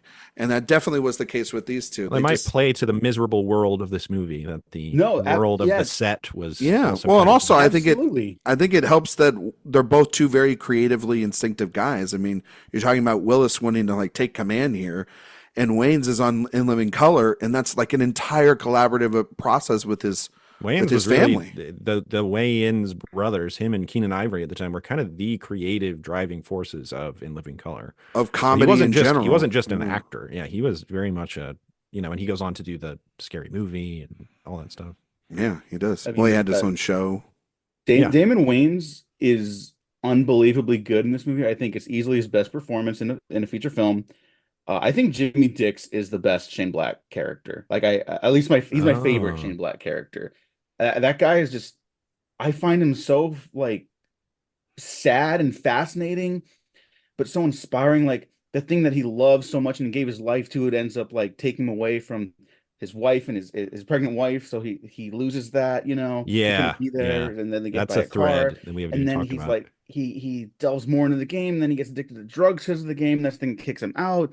Then he's just like, he has like no agency in this story, and it's about like reclaiming that for himself, and so by the time he's on that football field at the end and like riding the horse, and he saves the day with that like super arm, and the audience cheers him on, like I'm like, I get a little emotional at that. It's like he gets one last shot to be the hero that the game doesn't have anymore, and he saves the day. It's like, wow, what an inspiring character. Like, who comes up with something like this in an action movie in the 90s where every producer is just strung out on coke all the time, But that's probably how they did it, actually. But never mind. Hey, but that's how it all came together. Yeah. You know what I mean? Yeah. And I mean, to your point about like the production being hell too, it's like, I want to make something very clear. All these sets should be treated with respect. Everyone should be treated with respect. Everyone you work with in this industry or otherwise. I completely agree that sometimes a little tension behind the scenes can stir the pot a little better. I think that's respectfully. Yeah, nobody in any sense of harm or danger. I mean, people don't have to like each other to work together. I think that's totally fine. A real professional can make that work. So I completely agree. I think the tension between the two stars makes this movie a little better. Yeah. They don't have that simmer otherwise. Yeah, I totally agree. And then that all kind of leads to the finale where we do get this sequel teased. And in maybe the Shane Blackiest moment of the movie, they're talking about potential that you got to have a cool line when you kill somebody, when you're about to kill somebody. Oh, what do you mean? Like, I'll be back, which is essentially teasing Last Action Hero. And then he's like, no, like when you kill somebody with a surfboard, you got to say surf's up, pal, which is essentially mocking Lethal Weapon 2. I was going to bring that up, yeah, because he does not like the tone of that movie. Yeah, no, it's way silly. It's very silly. I like it. I like that movie a lot. But yeah, it's you can certainly feel why he only has a story by credit on that one rather than a screenplay credit. It is just kind of great the sort of. You're right, Jay. I mean, the way in which this movie is just like, okay, we're going to tease something, which is this franchise. We're going to tease maybe the next movie. We're going to make fun of the existing franchise that I created. And then I'm going to have to shelve these characters for the rest of my life or maybe vessel them into other characters going forward, because that's, it's like Kiss Kiss Bang Bang and Long Goodbye and The Nice Guys. And he's got a new movie. Long Kiss Goodnight. Or Long Kiss Goodnight, sorry. But he has a new movie he's making right now, Shane Black. And I looked into this ahead of time. It's a movie called Play Dirty. Do you know who his next his duo is? It's an epic duo. Actually, some might call it that. It's Mark Wahlberg and Lakeith Stanfield. Half of that duo is epic. Yeah. Interesting. I would love to see Lakeith really get back in the limelight. That'd be sweet. A thief gets shot at a major heist when he must outsmart a South African dictator, the New York mob, and the world's richest man. That is a large-scale movie. Well, that title, it's an adaptation from a book, right? Yep. It's the book is called The Hunter Okay. By Richard so Stark. he renamed it Play Dirty. So far it's called Play Dirty. I mean, obviously it could change for sure. Okay. Well, no, that's super funny because do you all know what the working title for Lethal Weapon 2 was? Play Dirty. Play Dirty. Okay, there you go. I think, Oh, that's funny. and I say this with love and respect to Shane Black, who I worship at the feet of as a screenwriter. I think he's been trying to make Lethal Weapon 2 for his entire career. And I want to see him do that finally because it's Play Dirty. He was trying to do obviously like a franchise with The Last Boy Scout, Long Kiss Goodnight. The script ends with the characters will return in The Kiss After Lightning, and it's just like that never happened. Kiss Kiss Bang Bang. I don't know if I get franchise vibes from that. I think some people do. I don't really. Although I think that's more of a one-off. But that was sort of everybody's like, please just let me back into the club. Like, I need this one to hit, just this one. Like, you don't even need to give me anything afterwards, but just this one. But Nice Guys definitely feels like that's the one where they literally tease that they're going to be partners, just like in this one, full time. You know what I mean? Like, and they've talked about like. Or that they go to Mexico, or that they play Mexicans, or something like that. Like they, like it didn't sound great. The Predator. Yeah, Well, no, that's the problem with the Predator. There's no Christmas, and there's no sequel tease that he came up with. The end of that movie, he didn't direct. Yeah, so I don't know how known that is, but that movie has problems. But I think the Predator's on a good track right now. Just make historical Predator movies, and I'll watch them. Yeah, I didn't even think the last one was that good, but I was like, what are you talking about? You're talking about Prey? Yeah. Well, that was that was done by what is it, Trachtenberg, who did 10 it was a good movie. But I think that's a good angle for them to take. It's just Viking versus Predator. We're just like samurai versus Predator. Situational Predator. American Revolution rather than like an entire franchise. You know Caveman versus Predator. Well, versus Tyrannosaurus Rex. Oh yeah, I mean, a buddy of mine once pitched that The Nice Guys 2 should have been the Predator movie he did, where it's like the nice guys discover like all these weird bodies are getting hung up around a lake, like, like what's going on? They discover a predator, and it's could you imagine Gosling doing the physical comedy with the Predator? Like that would have been the best picture of whatever year it came out. So it's the best picture in my brain right now. Like I'm thinking about The Nice Guys is so astoundingly funny. It is incredible. I mean, it is incredibly funny. I mean, like I think that's the best comedy of the 2010s. Really? Mm-hmm. Probably. Well, it's up there. I would have to go and look at that exercise. Yeah. I mean, like the thing about that is like this was the thing that drove me nuts last year, where everyone, and this is not a shot at this film. It's not a shot at Barbie.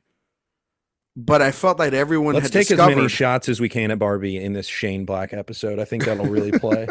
No, especially this episode where the emotional culmination between the husband and wife is him telling her to go F herself. Yeah. Because it's a payoff to a joke earlier in the movie. So it's like... But like, no, but like, I felt that everyone's like, oh my God, Ryan Gosling, it's like so funny and every da-da-da-da-da. And I'm like, I've seen the Nice Guys for like the last half a decade or so. Like, I've known that this man is a genius of physical comedy, and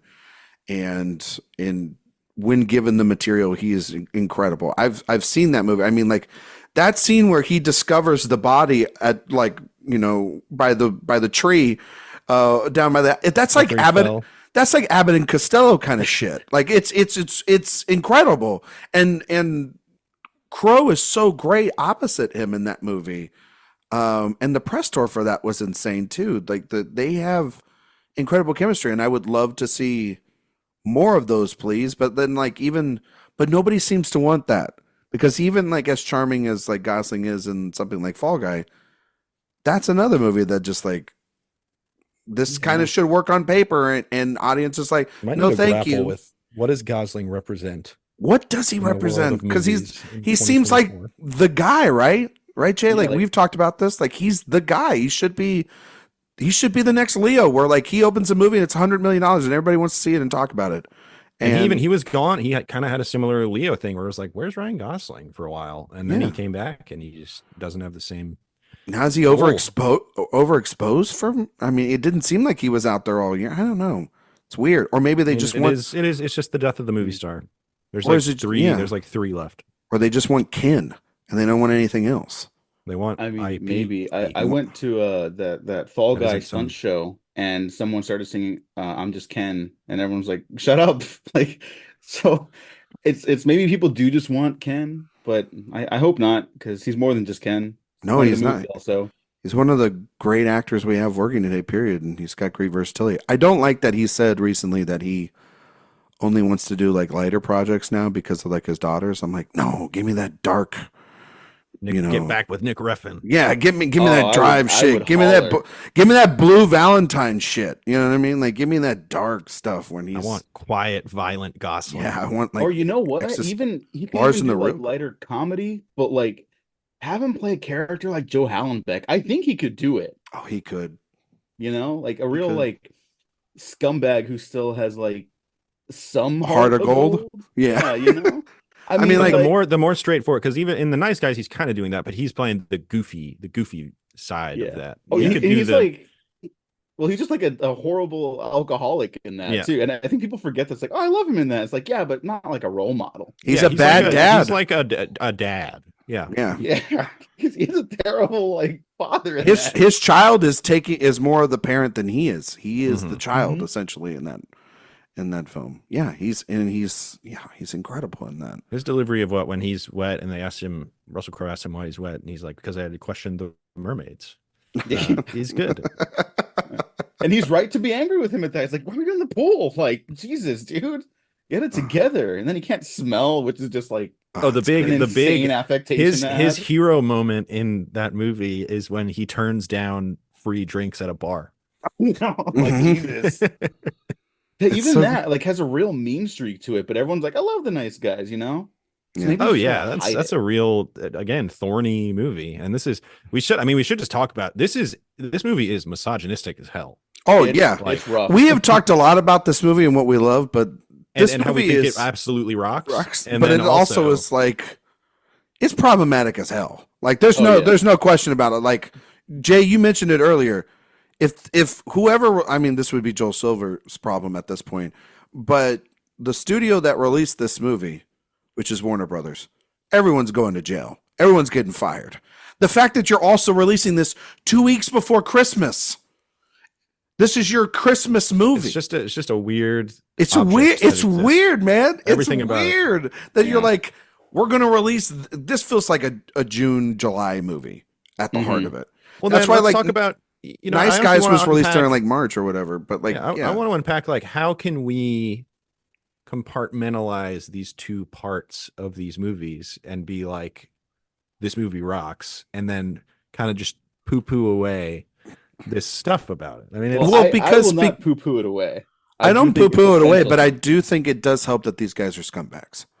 Like if that's the thing. It's like people want to bring morality a lot into characters on social media all the time, but the reason why there's an hour 45 movie here, and if you watch the whole thing, like I don't think the moral of this movie is like these guys are hero, or like they're not like who you're going to dress up for Halloween, but like they fundamentally technically are doing the right thing, but they're the lesser of the evils that you're seeing on here. So I guess, and they make some good jokes. So does it succeed in spite of those parts, or is that an asset to the movie? Is that a flaw or built in? Diego, what do you think? I think it's an asset, and this is not a defense of misogyny or anything like that. And I will say, I think the movie does cross lines. There's a line Milo gives when he calls Joe to let him know he's got his kid, and he's like, You better do whatever, or I'm going to show your daughter what a hot date I am. And I think that's like crossing a line. Yeah, to be honest. That's when you're like, oh, this guy's I'm gonna kill this son of a bitch. No, I'll tell you that. That's what when he dies, it's like, yeah, that's probably for the best. Even though it's like the most graphic death I've ever seen in a Hollywood movie. But I think, like, let's take a step back. Why is this called The Last Boy Scout? I don't think it's. We also need to talk about that. Is that a good title for a movie? I think it's an incredible title. From a marketing perspective, I don't think it's a very good title. No, but here's what would you have called this then? I got beef with Die marketing, Hard. though. Oh, Die Hard, yeah. But I have beef with marketing stuff because especially now we're hearing like, that's a great idea for a movie. We don't know how to market it, and then it doesn't get made. I don't know, go to hell. It's your job to figure out how to market a movie. Like that's not the movie's problem. So I don't know. That's my impulse. It is. Look, that, movie discourse now is 70% people acting like marketing executives for a movie.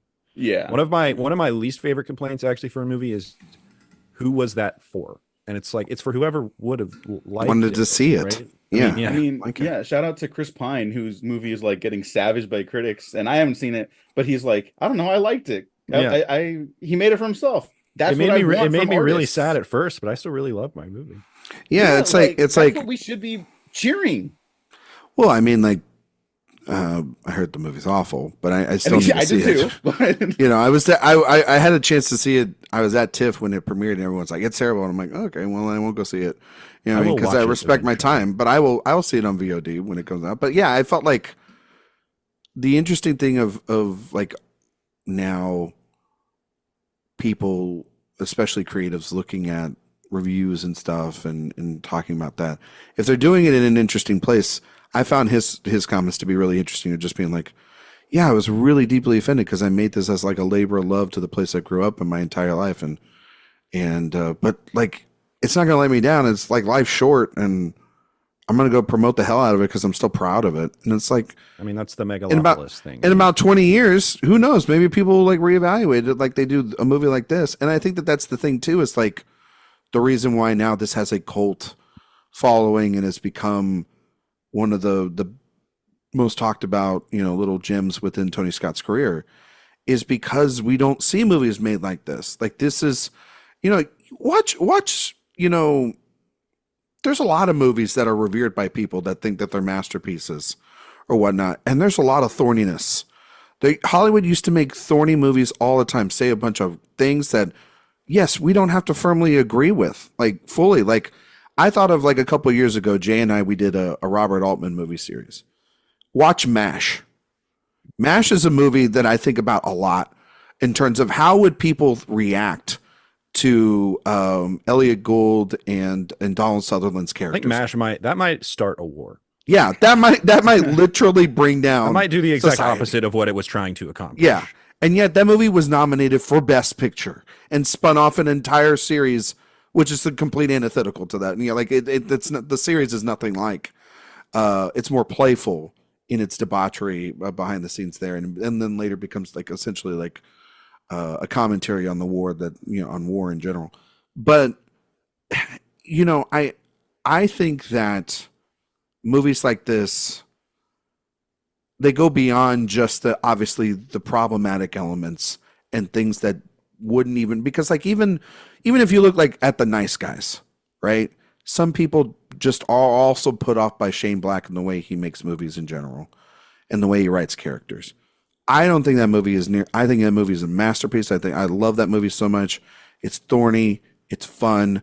They're all period pieces and kind of set in times that feel completely out of reality as well too.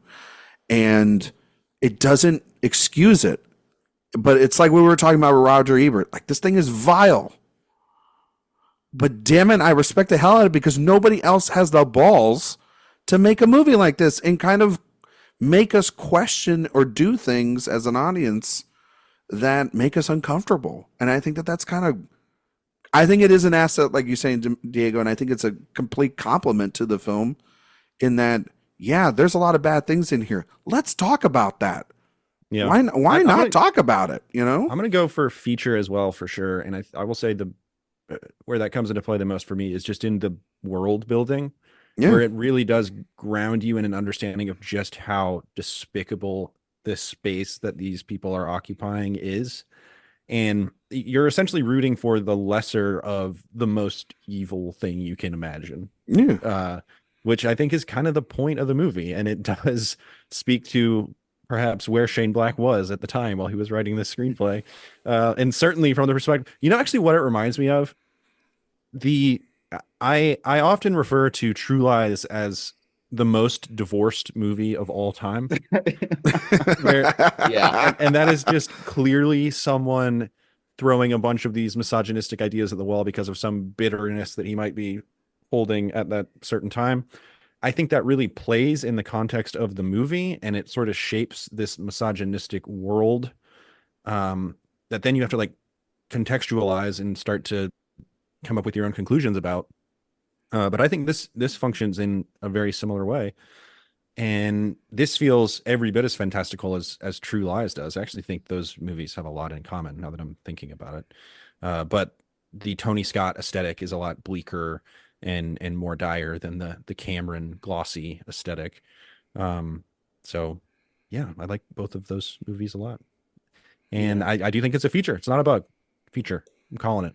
Yeah, I mean, like, I want to just reiterate too, like, just think about why it's called The Last Boy Scout. It's like, I think Joe Hallenbeck, like, he's the last Boy Scout. He's doing, or he's trying to do like good things, but he's such an asshole, and like he doesn't care about anything in his life. But he's like, we also got to remember he it's so ridiculous.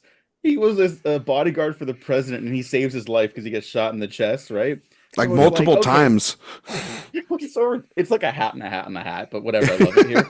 And it's like, okay, so this is the type of dude who believes in like checks and balances, like the way the political system works. This country, he has the utmost belief in like good and evil, black and white. And I think like Jimmy Dick's having to go through his own like climax and resolution and evolution by the end of this movie. Joe has to come to understand that like, no, like this guy isn't bad just because he's addicted to drugs. Like that's a real problem. Like he's more than just his addiction, and he's more than just a superstar I revered. My family is messed up, but hey, maybe I'm partially responsible for that because I haven't been present for my wife, because I just yell at my kid and I don't engage with them as human beings. Maybe I do have a problem with alcohol because I start this movie by being hungover in my car and some kids just threw a squirrel at me. You know, it's like, it's not good enough for these people to just do a good or bad thing. They have to like regain their sense of self, because they don't give a crap about anything else. And yeah, I find it oddly moving for being so repulsive. And I want to mention those kids in the beginning of the movie too. It's our only scene in the movie. In the original script, after Marcone's house blows up, there's a note about a football flying out of the estate on fire, landing in this backyard or this back alley. And those kids from the beginning, like they see it land there and they pick it up and they're just like, they look around in the sky and stuff and they're like, oh, like crazy. And they start playing ball. And there's a note in there in the script that says they will go on to become like football superstars or something like that. And I think that's like the sweet undercurrent of the movie. It's like, yeah, all this stuff's really messed up. It's like the reality is so much more complicated and gross than just like idolization allows us to talk about. But you know, there is a point to it. Like real heroes, real like good people are they don't come from any of these institutions or marketing. It's like they are heroes. They are the Boy Scouts because they actually go out and do good, and they can bring some good into the world in spite of itself. And I don't know, there's so much in this movie. We could really be here for 5 hours talking about this. Be. It does make every moment where anything is even slightly sweet and sentimental, it makes that feel like an uppercut of emotion in this world that is like so deplorable. And so when you do have Bruce Willis again saying that line, like, wish water wasn't wet and I wish I still didn't love my wife. I'm like, man, he loves his wife so much, man. Come on. But he can't say it. And even the end of the movie, where it's like where they profess their love for each other, because in the beginning she's saying like, I just want to know that you care, even if it's anger or like hatred. And then when he repeats that line, and it's like I'm not going to repeat what he says because it's like pretty repulsive, but it's like, wow, I shouldn't find this as sweet and endearing as I do, because the actual dialogue is disgusting. But because it's like set up so well, the payoff is like, oh, like they do love each other, and he is gonna make an effort to be more present in their lives. Never say that again. On a purely visceral level, you are like, it's a pretty well written line. Yeah. No one writes one-liners or henchmen like Shane Black. No. Yeah.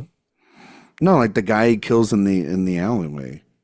You know, it does feel a little inappropriate. And you know, there's been the long-standing there's been some stuff too about just like how Shane Black handles people of color and stuff like that, you know, especially henchmen at things, and it's like, well, then but then I look at like Jimmy and I see that a character like that, you know what I mean? It's not as black and white as people want it to be. And I think that you're right. His henchmen are, I mean, they're diabolical. Like when Milo I think is a maniac in this. He's an insane human being. Just like when you watch The Nice Guys, Bomber is a suicidal maniac in that movie. He's like a scary. Terminator in that. Yeah, he is a Terminator in that. Like, he is an unstoppable force. Like, that's one of the great bits. It's like he's killing everyone upstairs when they come from that elevator, and Crow and Gosling are like, nope, and then they just walk back in, and bodies are flying, and people are getting killed left and right, and it's great, you know. And I mean, by the way, something I learned. Yeah. Taylor Negron, Milo. Do you know who his brother is? Who? No, who? His brother is one of the founding members and lead vocalist for Three Dog Night. Really? Yeah. Chuck Negron. There you go. There you go. Look at Nepo baby. Nepo baby. Oh God. I don't know. You and your Nepo baby stuff. Good Lord. Is there anything else? I know Diego's, you hinted we could talk about this for 5 hours, and we really could, because this, I think I'm leaning more. I like towards this movie more than I did an hour and a half ago. I think I might give it a half bump star, like, just because of this conversation. It's like I'll give it a 4.5. Is there anything else you guys want to quickly highlight about The Last Boy Scout before we get out of here? Oh man, I'm sure there's plenty. Yeah, let me think. I bet I could pull something really quick. By the way, gotta love the explosive shotgun shells. Oh yeah, him throwing one into the fire. Oh yeah, I sat there and I went, oh my God, that's great. That's great. It's but also too, him like, I love that when they're trying to like negotiate it and everything, and the briefcase, like the briefcase, and he goes, oh, Joe, you weren't lying. You know what I mean? And he just takes the bomb one. I do feel bad for the dogs. Not gonna lie. Like, they were like, that's not. I always feel bad for dogs in movies. I'm like, those dogs didn't deserve that. Like, why do you got your pooches around? Oh, like, there's in Revenge, they absolutely massacre a dog in Revenge. That one's tough. Tony's not afraid to hurt the dogs. No, he is not. He must be a cat guy. Well, here, if I could piggyback off that moment, there's that bit where the guy whose nose he broke, the really scummy other football player, he shows up at the end when Jimmy and Joe are back in the stadium. It's like the showdown's gearing up, right? And he sees Jimmy, and he's like, Jimmy, what the hell? Like, you broke my nose, you asshole. Like, you were kicked off the goddamn league. And then he pulls out his shotgun and he points at the guy's face, and he's like, how'd you like kicked off the fucking planet? It's like, whoa. Yeah, that is awesome. It's so awesome. Yeah. And it's just like a throwaway line. It's just a great comeback.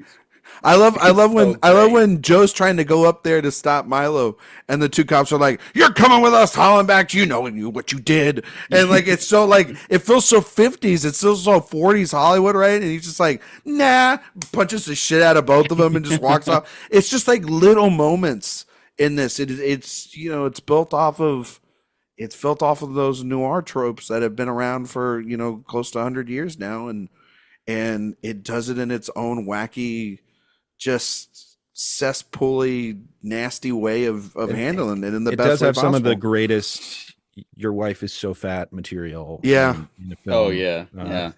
That scene is both repulsive and amazing as well. Yeah. I think that's a good descriptor for the movie. Yes. I think that's a good tagline. Yeah. Repulsive, but damn good. In that Ebert review, he is just like, this thing is vile, but it is undeniably impactful and so well made. Like, it's just like, go. And that's coming from. It's sort of like, I cannot recommend anyone go see this movie, but it's pretty good. But you should see it. Maybe not Christmas Day, but it's like. And I don't. Again, I don't totally agree with everything Ebert has to say in that review, but it is interesting that he is able to kind of compartmentalize again. It's a 20+ year. It's a 30+ year review, and it's probably still. And look, Ebert's got plenty of crappy reviews out there. I know. Well, I mean, is he the best to ever do it? I don't know. Is he definitely the most famous? Yes, but he's was he iconic for a reason. Yeah. But was he dead on? Yeah. Is Raj wrong a lot? Yeah. Not this time. I mean, I'm glad like he can compartmentalize stuff, but every once in a while he would get on his soapbox. Yeah. He would get on a soapbox, but then there's also the times where he's like really horny and he just can't hide it. Big time. Read that Hunger review. That on his on The Hunger. He's like, it's a really bad vampire movie around one of the greatest sex scenes I've ever seen in my life. It's like, all right, simmer down, Raj. Like, it's just like, calm down. Right, yeah. But also too, he would champion some things what's his worst? Maybe his worst one is Blue Velvet, where that's one where he cannot compartmentalize, and he's like, this is deplorable and unworthy of consumption. And it's like, but you know what I do like? I did like when he later in his life he went back on movies and his mind changed on things, or he evolved. He's a smart. It was nothing but respect for Raj. Yeah. Nothing but respect for Raj. I'm glad. I miss a guy like Raj. Honestly, to be fair, he would champion the hell out of stuff for us. We got Lights, Camera, Jackson. God damn it! Well, I mean, Ebert is also. We got the Insnider, baby. Oh no! No! He's coming next week. Is he? No, Jay, are you sure? Didn't you have to pay for Domino? We had to pay for him to come on that, right? Like for that wisdom, you know what I mean? That we worth every penny. Because when people, I'm gonna just say it, when people go out there and they're like, they take his little like stuff out there as like fact or like this is a scoop, I'm always like, I'll just wait until somebody I actually think is credible will go and say all that, because then half that time, it's more than half of the time, none of that is actually like true. All right, we have spent far too much time talking about the Insnider than we ever should have. How about the scene where that we haven't even? I don't think anybody's touched on it. Where he punches the senator for, I mean, just absolutely torturing. He would be in federal. He would be in federal prison, wouldn't he, for punching a senator? Yeah, but him, Bruce Willis. Yeah, probably. You can't punch a senator in the face. No. But, right? It's all a cover up, right? Because if you start an investigation into why he was punched, then it's like, okay, there's this other stuff going on, so they just keep pushing stuff under. But why is he calling his house? Because he's just like he's fucking with him. He's a drunk loser. Yeah, he's like he's like the. I mean, like I love him. I love it when like Jimmy's like looking at the phone bill and he's like, what's that number? He's like, oh, that's the senator's number. How do you know that? I made a couple calls. You know what I mean? Like because he's vindictive, and but it's like, yeah, he's got problems. And hey, if you're gonna have a problem with anyone, that's the type of asshole you have a problem with. For like, it's not that he's corrupt; it's that he wants more money to continue to be corrupt. It's like he's an expensive, corrupted person. In the original script, Joe actually beats up the senator's son, who killed a wife and child in a drunk driving accident. And then the son is kind of the puppet master of everything that's going on. How old's the son? Like 12 years old? No, I imagine. I think he's supposed to be like in college or something. Yeah, I know, 20. But just the vibe of this movie, it would be like a 12-year-old. It would be like Colin Farrell punching that kid in True Detective season 2. Yeah, there's so much. I love that scene, by the way. Never has a kid ever deserved to be punched more than that little shit. But doesn't he punch the dad, right? And then he's like, and then he just scares the crap out of that kid, and he's like, I thought he punched the kid. No. You're right. He punches the dad. The kid is there, and he puts on his brass knuckles. And he just like tells him, it's like, if you you keep it up, this is you next, Junior. You know what I mean? Like, yeah. Damn, it really shouldn't. See, that season would have been better if he punched the kid. Because we would have just had. Should have been written by Shane Black. Is the problem? I think the thing we've learned here today is that everything should be written by Shane Black. Anything involving toxic masculinity. Yeah, because then does he make it better, or does he examine it in a way that speaks to the truth of it in a more interesting way than just being like, hey, these guys are toxic. Just want to point that out there to you, because I feel like a lot of people, they just point it and they don't have a perspective other than just the obvious. And I think that there's I'm there's not complexity sure within it. Super self-aware, I self-critical writer. I don't think, like, again, that really misogynistic worldview, I think, is more a reflection of his actual headspace at the time than any sort of parody. I don't know. I think it also feels like there's definitely like some stuff like with the girl in the hot tub where he's clearly going way over the top on purpose. But yeah, but I feel like, you know, he's looking at like misogynistic. Well, yeah, but most of the things that he's talking about are purely misogynistic ideas in systems like Hollywood or athletes or cops or, you know, or just just, you know, if you look throughout his filmography, those are the systems that are inherently misogynistic. Most, you know what I mean? And that are essentially problematic and still continuously have massive problems that have to be explored. And it's interesting that he mostly does a lot of that in either sort of side contemporary or in the past settings to make a lot of I don't think Shane Black would be like, yeah, these guys, this world rules. Isn't this awesome how these dudes... I think he's a great writer and writes really funny dialogue, but I also think he's like, I do think that there is a point where he's saying like, these guys are flawed pieces of garbage. And I think that stems from his love of film noir as well. Like he's talked about like growing up on like those old dusty paperback books, you know, and the Parker novels or whatever. And you know, when people like adapt noir into like neo-noir nowadays, right? Like there's often like a vibe or aesthetic thing or like a lighting thing they're going for, even dialogue. And I think Shane Black understands because like film noir is like the aftermath of World War II, like the sort of aimlessness and depression that wasn't really talked about being expanded upon cinematically. And I think he found ways to like tap into that for now. We don't have World War II, the second war to end all wars. We have like a bunch of other shit to deal with, and he just found ways to talk about that, like you brought up, Ryan, like within the confines of Hollywood, institutional problems like sports, law enforcement, and government. Yeah, a lot of government stuff. I mean, like in this and Last Action Hero. Yeah, Last Action Hero pops up in definitely in The Nice Guys and the Kim Basinger. Well, it's almost like in the absence of something like World War II, these people are just sort of left by themselves and they're just as miserable that way as they were serving in a war. It's just like the inevitability of misery and misogyny. Is that the Shane Black ethos? I mean, maybe. I also want to make it clear, like it's literally one line of dialogue in The Last Action Hero when the theater owner's like, you know, we got problems in the real world. Politicians. Like, that's the extent of that, I will be honest. But that does feel like a Shane Black line. So yeah. All right. Jay? Wow. Before we get out of here. Yeah. We're going to test your award season knowledge based on the film we just reviewed. The Last Boy Scout. Mm-hmm. In a segment we like to call It's an Honor to Get Nominated.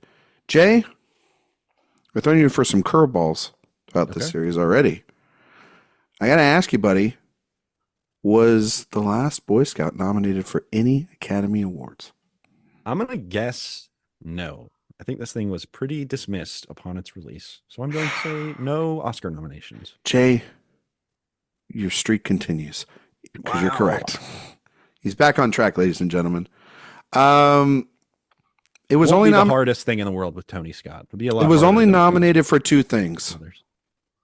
And it was nominated for, are you guys ready? AARP movie for adults. No, something even award show. No, it was nominated for even something more of a relic than the AARP awards. Oh, it was Rock Spike TV Awards. Oh, not as irrelevant as the Spike TV Awards. I'm talking about the MTV Movie Awards. Hell yeah! Oh my god! Because now those things don't exist anymore. They Best like duo. What did you guys think of that? Like they just announced recently. And this is going to release later after this news, but they announced that they're not doing an MTV Movie Awards /TV Awards this year. They're putting it on breaks to retool the model or whatever and come back in 2025. Here's an idea. Just don't do it anymore. Your channel is not about music. It's not about, like what is it? It's like reality shows and what's the compilation, like they do like the ridiculousness, right? Is that the other thing? Yeah. The Rob Deerdick? Yeah, the Rob Dyrdek stuff, like network. Yeah, it's like what essentially MTV has become. They don't ever show movies. They don't care about television. Like it's done. It's over. Right? Like kill it. You know what? I got nothing on this one. Really? I gotta be honest. Not a thought. No, really? I'm surprised. You, Diego? Big fan? No, I'm watch not. it every year. I will say though, like I don't care for them. I don't pay attention to them. I didn't even know the announcement that you just mentioned. Yeah, it was just okay, it was at the beginning of the week. It was like thrown in the middle of all the can reactions. Yeah. Oh, that's why I missed it. I guess what does everyone think about the movie that no one has strong feelings about? Oh, everyone has strong feelings about it. Oh, okay. But yeah, like look, MTV Music Awards, whatever. If like some young kids out there in high school or even younger discovered like their love of like movie stars through that at one point, that's great. I don't think that's really relevant anymore. So yeah, goodbye. They don't offer anything to society, you know. It was nominated for, Jay, you're absolutely correct. You're spot on with its 2 nominations there. You got one of them right. Best on-screen duo. It was nominated for Damon Wayans and Bruce Willis. Was the other one the Female Empowerment Award? No. Yes, actually. Yeah, actually. they invented it for that 1 year alone. No, it lost on screen. Well, the other nominees for best on screen duo were Anna Klumsky and Macaulay Culkin for My Girl, and Thelma and Louise. Okay. And Kevin Costner and Morgan Freeman for Robin Hood, Prince of Thieves. That's actually very funny that Ridley came out with Thelma and Louise and Tony came out with The Last Boy Scout in the same year. And then Wayne's World was the winner. Mike Myers and Dana Carvey won that award. Wayne and Garth party on. And then it was nominated for best action sequence. And it was for the helicopter blades sequence. So I guess that does rock. Yeah, that'll totally rock. The other nominees were The Hard Way, the scene from the finale on the roof, Backdraft for the final scene in the burning building and the escape through the old tunnel. So they like list like what the scene is, and the Point Break, the original Point Break for the second jump from the plane. The long one where they're having a long conversation. Yes, where Utah catches what's his face, Patrick Swayze, and then the winner was Terminator 2: Judgment Day for the LA freeway chase. LA River. Yeah. Well, if you're gonna get beat by anything, you're gonna get beat. You're gonna get beat by the legend that is Jimmy C. Yeah. Well, if Tony Scott, who is Jim, one of the legendary action directors of our time, gets beat by the other legendary acting director of our time, and James Cameron, I can't say anything wrong with that. But yeah, that was the only nominations that the movie ever got nominated for. Well, see, I'm from the alternate universe where it was nominated for every category at the Academy Awards, and then it won all of them. And frankly, it's a better universe. I mean, this was an interesting year. I can tell you, it was the '92 Oscars. This was Silence of the Lambs. This was Silence of the Lambs. This was Beauty and the Beast. A juggernaut. Bugsy. The Prince of Tides. And JFK. Those were the films nominated. Put it on there. You want to put it on there? You're getting a best pick nom. I think we can get rid of Bugsy. Get it out of here. I think so. Yeah. Yeah. I'm not getting rid of JFK or Silence of the Lambs. Those are, or even Beauty and the Beast. It's getting the Thelma and Louise treatment. It's getting 2 best actor noms. Oh, you think so? So the best actor, it was obviously Hopkins won. You Can Stay. For Silence of the Lambs. Warren Beatty was nominated for Bugsy.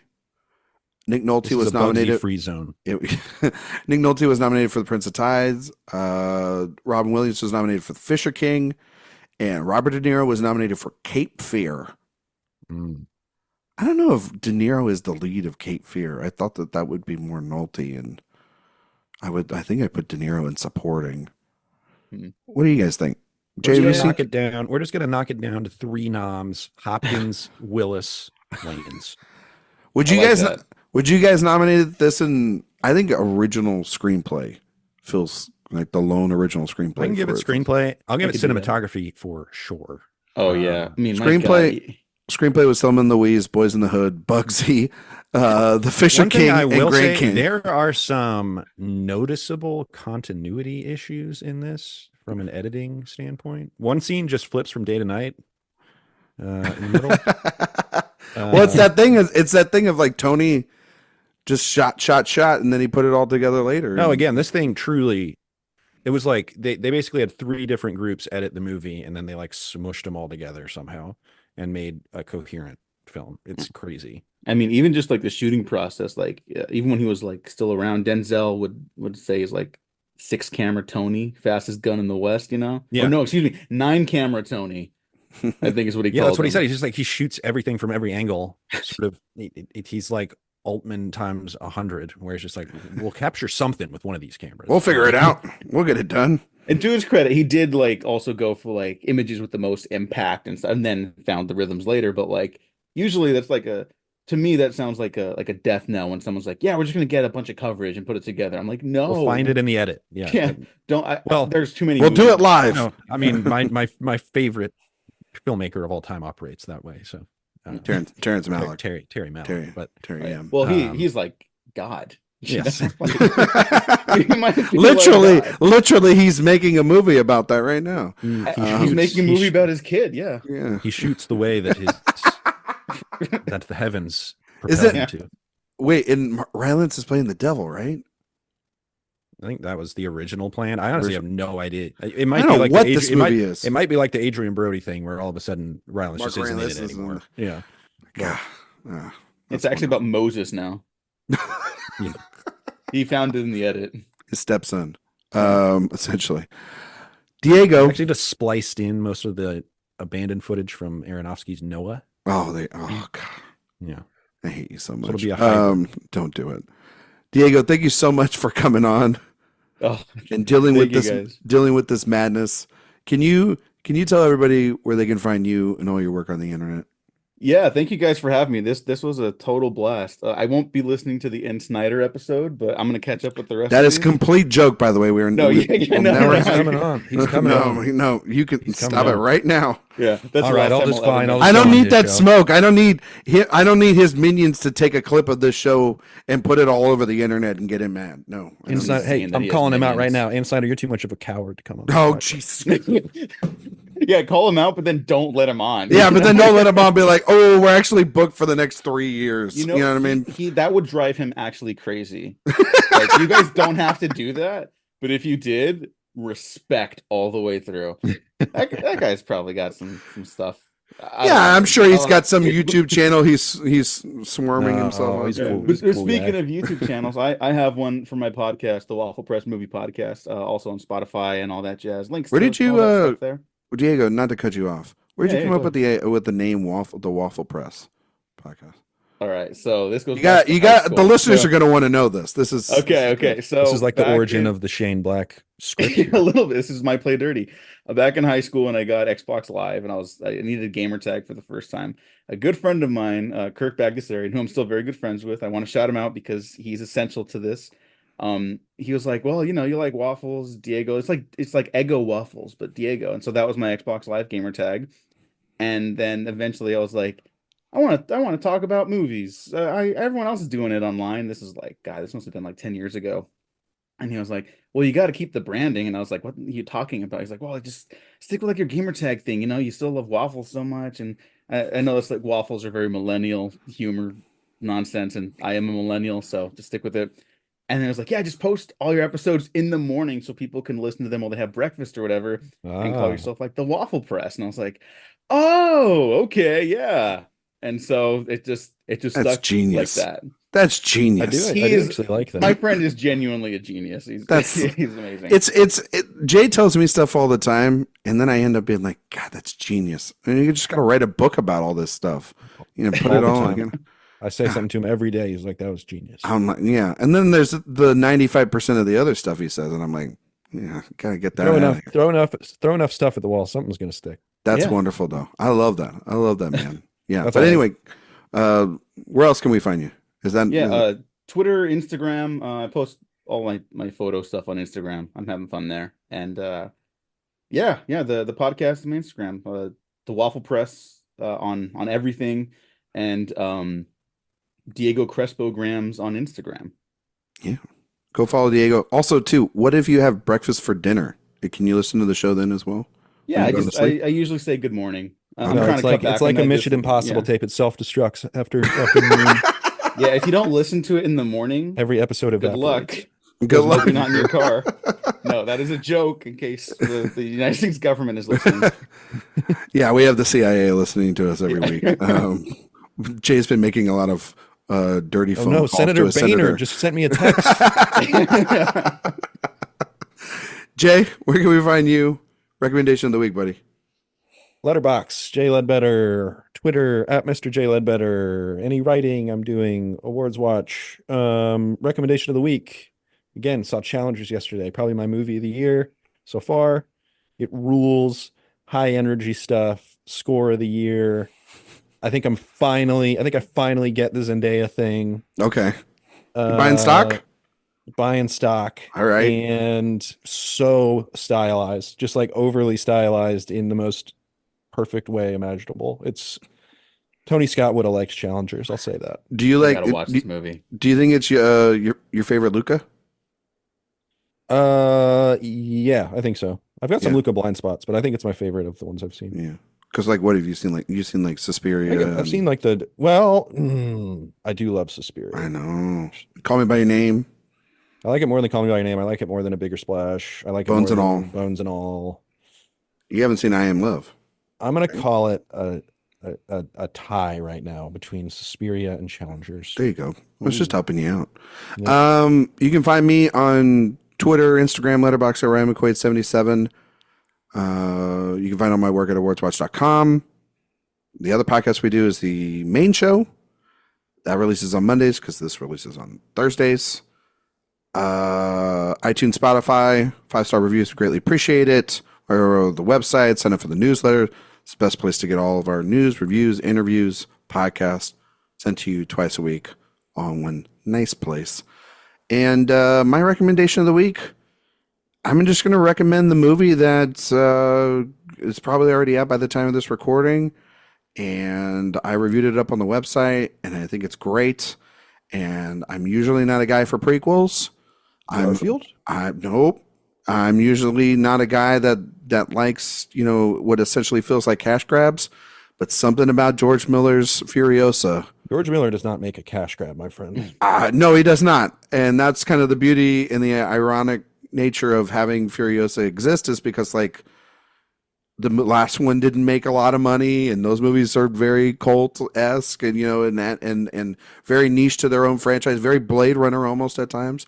And then like that one became a phenomenon mostly online. It's got like the budget's just as expensive, the action's just as propulsive. The story recontextualizes Fury Road in a way that makes that movie, I think, even more beautiful than that already is, because that's one of like the best movies of the last 2 decades. And give me Chris Hemsworth doing crazy crap in a movie, and I think he might just be our best Chris. Like he's got the mantle, I think, now. I think the two people, like the little girl that plays Furious in the first part and Anya Taylor-Joy in the second part, I think they're very good. I mean, Miller can do no wrong if he's in the Mad Max world, in my opinion. And I don't like Thunderdome.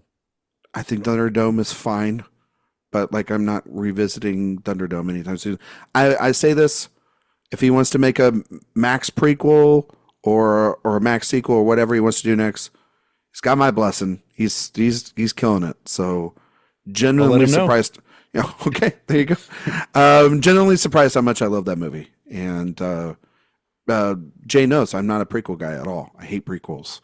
And it's just something, it feels a lot like directors that we just don't have a lot, where like I understand now that he wanted to make that first before Fury Road, because you can tell by the world building and the care with the characters and the point of view, it's unlike It's not like he's doing Phantom Menace or some crap like that. You know what I mean? Or just where they just don't feel like they have a point to them. So always got to put somebody down to bring somebody up. I'm just telling you. Well, no, because like that's in theaters right now, and like everyone's reevaluating Phantom Menace, and it's like it's fine, but it's not like a masterpiece. The Phantom Menace arc has been very interesting. It's super weird, and I know why it's the way it is. It's because the people saw it when they were 8, or the people viewing movies online. But why is it that Phantom Menace is the only one that gets like the re-release and the reverence when it's not even the best prequel? Because they are Attack of the Clones is others, unsalvageable. Right? But yeah, but Revenge of the Sith exists.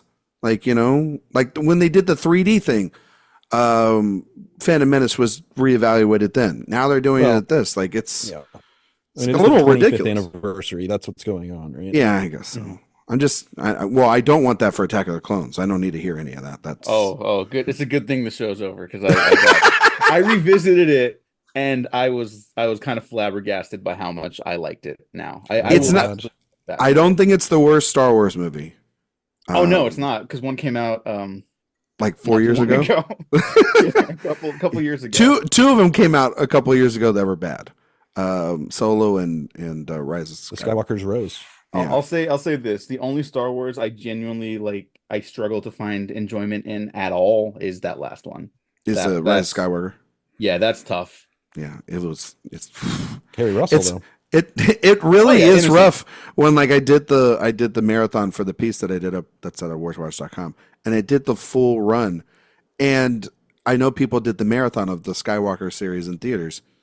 It must really suck to end your marathon with that movie.